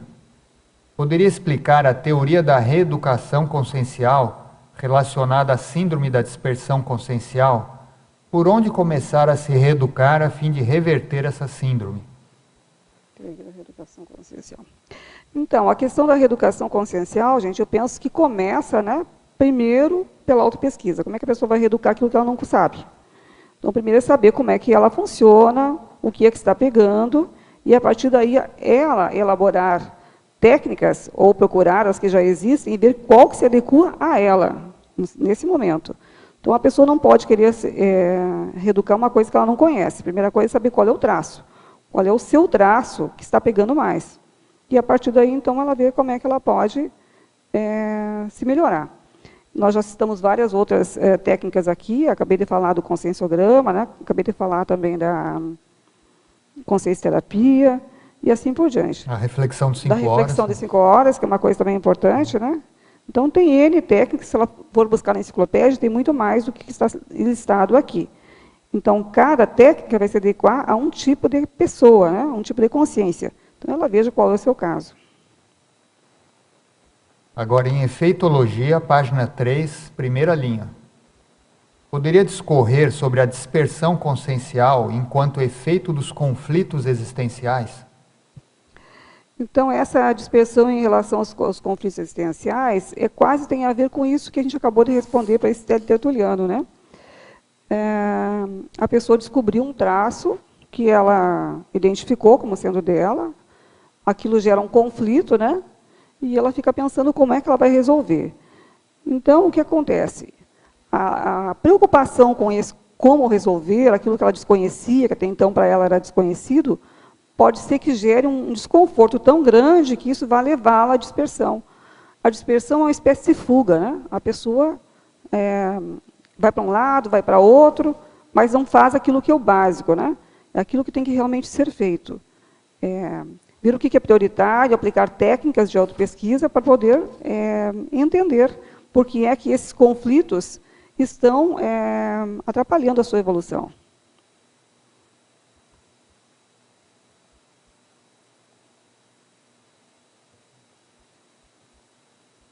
eu de novo. Você pode comentar os dois paradoxos, por favor? O primeiro, o paradoxo da hiperfocagem em temas de interesse pessoal, contrapondo a hipoatenção habitual. Isso está muito relacionado com a era da internet, né, atualmente. Que a gente acessa inúmeros conteúdos de informação, assim, mas não aprofunda em nada, né? Isso é uma das questões, Laura. E também a questão que a gente levantou aqui, são pessoas que às vezes não têm interesse, por exemplo, tu falou a questão da internet, né? A pessoa, por exemplo, na escola, ela não gosta de assistir muita coisa, né? Não gosta de matemática, não gosta de português, não gosta de nada. Mas ela gosta da internet. Aí ela fica até tarde da noite pesquisando, né? E às vezes pesquisando nada, né? Mas aquilo tem interesse para ela. Ela gosta de ficar ali. Ela gosta de ficar, por exemplo, como é que a gente chama, nos chats sociais? E ela fica lá nas redes sociais. Eu não tenho, não sei. Então, ela fica lá nas redes sociais, ela perde, né, a noite toda, e ela sabe tudo o que aconteceu com os amigos dela, e uma coisa assim. Mais evolutivo, nada. Mas eu chamei a atenção também, já tinha comentado isso aqui antes, Laura, foi a questão das pessoas que, no caso, eu falei dos músicos, né? Por exemplo, do Beethoven, eu falei, do Mozart, que a professora, que a doutora Ana Beatriz, que está na remissologia no número 2 aqui, ela trouxe como exemplo de pessoas que eram completamente distraídas, eram pessoas dispersas. E, assim mesmo, elas conseguiam ter atenção para aquilo que elas tinham que fazer. Por exemplo, compor uma música exigia um certo nível de atenção. Einstein também, né? Lembrei do Einstein também. Então, eu acho que foi o Einstein que, na escola, ele foi considerado como retardado, né? Ele não tinha condição de acompanhar. E depois ele se mostrou um gênio, se revelou um gênio em relação à teoria da relatividade. Então, as pessoas, mesmo que sejam dispersas em alguns aspectos, elas podem ter uma hiperfocagem em outros que sejam do seu interesse. Agora, só fazendo um contraponto assim, com essa hiperfocagem e esse paradoxo de a pessoa dispersiva poder ser genial. Outro dia eu vi o professor Valdo falando para uma pessoa que ela, num grupo que a gente pertencia um tempo atrás, ela, você colocou isso aqui, ela voava e não pousava, quer dizer, ela viu alguma coisa, né? Ela se interessava por várias áreas, assim, ela sabia o movimento que estava acontecendo mais ou menos, mas ela não fixou em nada, assim. E nós somos polivalentes, né? A gente tem interesse por muita coisa, assim, tem muitos talentos. Como é que a pessoa intermissivista ela pode focar, assim, ela pode pousar, né, na especialidade, na prioridade praxeológica dela e não permitir que isso aconteça no futuro, agora mesmo? E aquilo que eu falei antes, Laura, não existe uma fórmula pronta. Tá? Dizer assim, a pessoa tem que fazer isso, e uma xícara disso, uma xícara daquilo dá duas, não pode, né? Na verdade, assim, cada caso é um caso. Se a pessoa ela é dispersiva para aquilo que é prioritário, ela tem que saber o que está por trás disso aí. O que é que faz com que ela perca esse interesse em relação à sua proex. Até na hora que você comentou isso da pessoa que... Como é que ela chega aqui e vê as coisas e não leva a sério, né? No verbete DAC tem um tema que é dispersiologia. Até eu trouxe aqui para a gente ver. Ele coloca exatamente isso que você falou. Ela surgiu por esses lados como sendo a rainha do cosmos, a dona da cocada preta. Aquela pessoa que chega cheia de ideias, em que ela quer mudar o mundo e que ela tem ideias fantásticas, né? E, igual a cometa, desapareceu em pouco tempo. Assim atua a pessoa desorganizada. Aquele nosso amigo iguaçuense que vai a Buenos Aires via Paris, demonstrando com tal atitude a dispersão consciencial antiprioritária. Quer dizer, a pessoa não sabe aquilo que é prioritário para ela, para a sua evolução. Neida, eu queria só colaborar com a pergunta da Laura, que tem uma técnica na PEX, né, que eles costumam orientar, assim, da pessoa escolher uma especialidade, mas ela não precisa ficar preocupada que ela vai deixar de ter interesse em tudo. Ela pode ter interesse em tudo, mas fazer toda a convergência para aquela ideia ou especialidade dela. Então, você vai sempre fazer a conexão disso que você escolheu com tudo. E tudo que aparecer na frente, você faz o foco naquela especialidade. É que às vezes a pessoa não quer deixar, ela pensa assim, se eu fizer uma especialidade, eu não vou poder ver tudo. Não, ela pode, né? Mas não pode perder a cosmovisão, né? Exatamente, então, ela pode fazer a convergência, né? Isso. Não sei se é uma... Ok. Ok, Laura? Pessoal, nós queríamos falar aqui dos novos 2 bustos que chegaram. Aqui à minha esquerda é o William James, é um psicólogo e filósofo norte-americano. Nasceu em 11 de janeiro de 1842 em Nova York.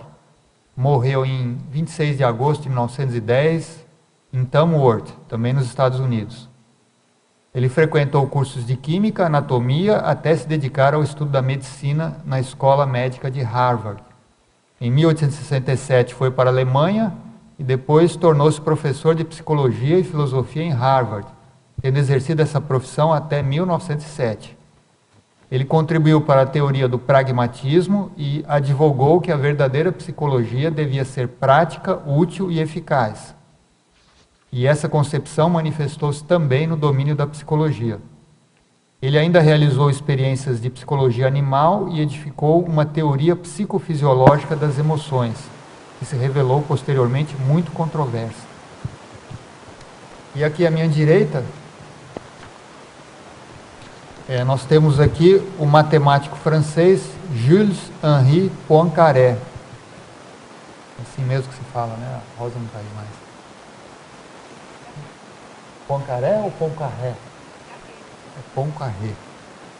Iniciou topologia combinatória moderna e fez contribuições duradouras para a análise matemática, mecânica celeste e a filosofia da ciência. Em 1895, ele publicou lições sobre o cálculo das probabilidades. Foi levado para o estudo do comportamento das séries divergentes e convergentes, através de seu trabalho em mecânica celeste. Também temos, coincidentemente, 2 matemáticas hoje aqui. Ele foi eleito para a Academia de Ciências em 1887 e tornou-se presidente daquele órgão em 1906. Aí ele foi nomeado membro da Academia Francesa em 1909 e eleito membro estrangeiro da Royal Society em 1894. Então são os 2 novos bustos que estão aí. Mais alguma questão, alguma pergunta? Alguém tem?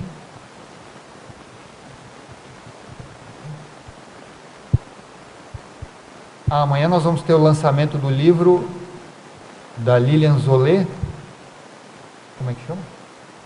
Parapsiquismo na infância, e vai ser no Círculo Mental Somático, cujo tema vai ser também Parapsiquismo na infância.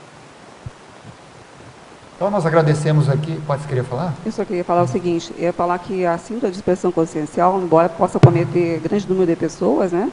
As pessoas ficam perguntando como é que eu faço, como é que eu resolvo, e mesmo que não exista uma fórmula pronta, né? Eu queria dizer o seguinte, que no atual nosso nível evolutivo, a gente tem que lembrar uma frase importante, que eu copiei outro dia aqui da minha tertúlia, eu trouxe aqui, ó.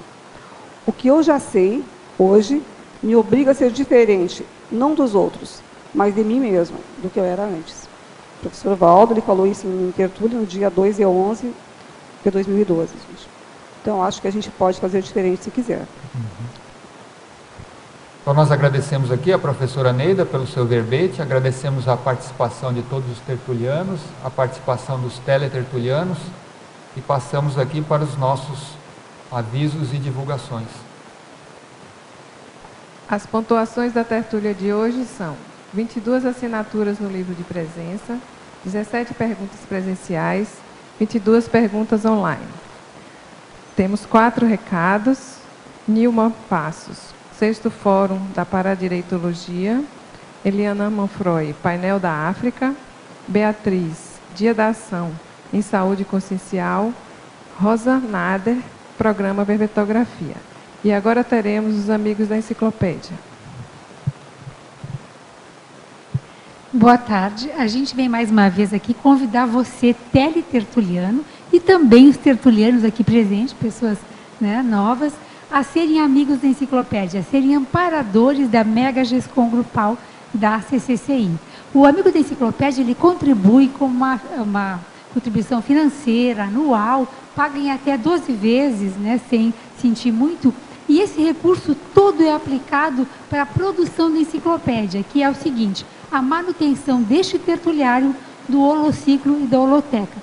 Então, toda a transmissão, impressão de verbetes, toda a demanda, né, que exige a enciclopédia é financiada por esse programa. Então, você pode entrar em contato com o CAEC, quem está aqui pode passar na recepção e se informar mais, e quem é de fora, liga para o 45, o nosso código de área, 35 25 26 52, e a gente espera por vocês. Muito obrigada.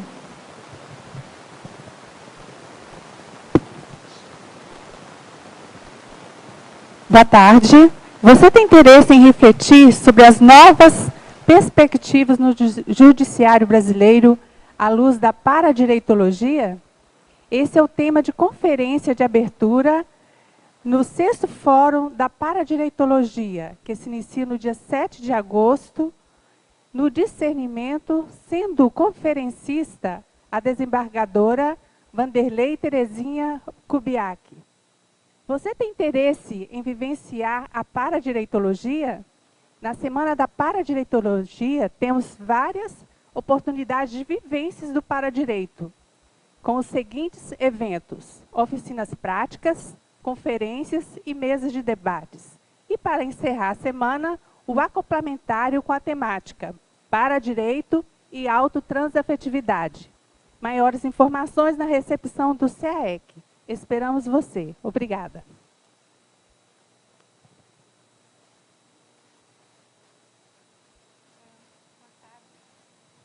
Eu quero convidar vocês para um evento importantíssimo nos dias 13 e 14 de setembro, agora desse ano.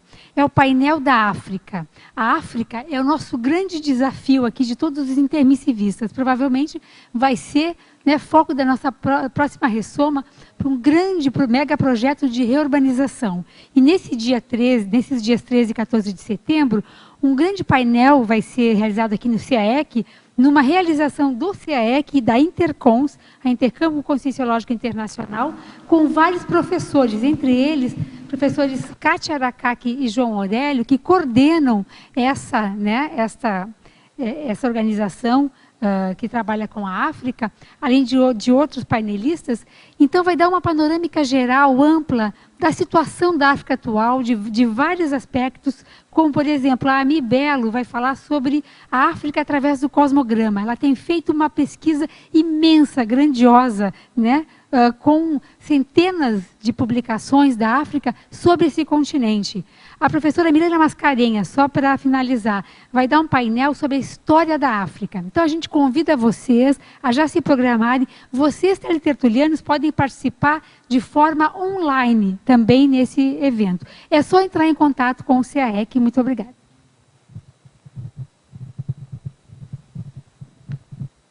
Boa tarde a todos.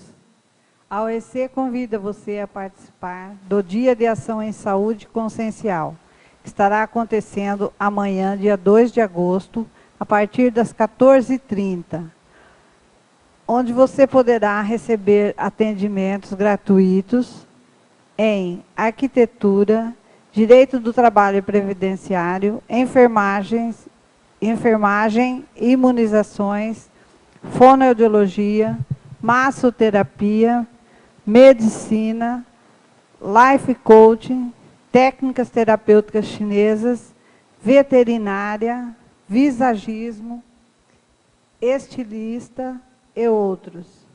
Estará acontecendo também, das 14h30 às 17 horas, o workshop do curso Avançado em Saúde Consciencial. É uma aula experimental gratuita, com a equipe de consciencioterapeutas. A OEC aguarda sua participação.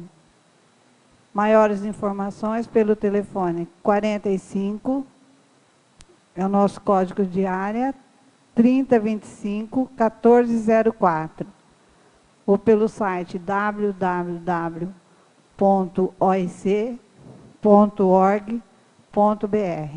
Obrigada. Então, boa tarde a todos.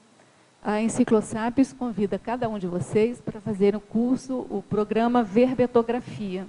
Como o próprio nome diz, é um programa para que a gente consiga escrever o nosso verbete pessoal e vir aqui, como a professora Neida Cardoso veio, e defender o seu verbete. Qual a importância para a gente, do ponto de vista multidisciplinar, de defender o verbete e participar da enciclopédia? É que a gente vai criar vínculo com esse grupo né, uma próxima vida ficar até mais fácil da gente recuperar a nossa memória e a nossa lucidez quanto à nossa evolução. Bom, como é que é esse programa Verbetografia? Ele é totalmente à distância, é composto de aulas vídeos, que a gente libera 2 horas no máximo de aula por semana, e você vai baixar essa aula em casa, assistir quantas vezes você quiser, aonde você quiser e quando puder. Bom, por semana, então, a ideia é assistir essas aulas vídeo. Toda quinta-feira à noite, de 7h30 da noite até 9h30 da noite, a gente tem um encontro virtual para discutir as dúvidas que ficaram dessas aulas vídeo, que você já deve ter assistido, né, na semana, e também para a gente fazer um comentário, uma revisão de toda a sua produção sobre o seu verbete. Então, na medida em que você vai assistindo a aula vídeo, você já vai escrevendo o seu verbete e vai mandando para a gente. E a gente, então, vai fazendo toda essa revisão. A duração desse programa é de 3 meses, de tal modo que, ao final dos 3 meses, se você participou semanalmente, enviando suas tarefas, assistindo às aulas, participando da aula online, você já está com seu verbete prontinho para mandar para a equipe de revisão, finalizar a revisão e vir aqui publicar e defender o seu verbete. Tá certo? A vantagem é que o seu verbete vai vir já numa condição de bastante coerência interna, intercoerência, interverbetes, enfim, ele já vem praticamente pronto. Tá? A gente convida todos vocês, que nós queremos você no nosso grupo dos verbetógrafos, tá? Para a gente se encontrar na próxima existência humana. O contato para fazer a inscrição é feita pela recepção do CAEC, pelo telefone, código de área 45, e o telefone 3525-2652, ou pelo e-mail, caec@caec.org. Então, a gente convida todos vocês, a gente aguarda vocês, na verdade. Um detalhezinho só, é que o programa começa agora no dia 7, e a gente já está habilitando, habilitando no Moodle, né, que é o nosso ambiente de aula, e a gente já está habilitando quem faz essa inscrição para poder já ir assistindo as primeiras aulas, para ir já pensando no título, para aprovação do título, enfim. Então, se você tem vontade mesmo de participar conosco desse movimento aí da enciclopédia, faça já a sua inscrição. E a aula inaugural vai ser na quinta-feira, às 7h30 da noite. Tá bom? Obrigada. Para amanhã, teremos o verbete Colégio Invisível da Assistenciologia, da especialidade Colegiologia, da verbetógrafa Roberta Bochadé. Obrigada.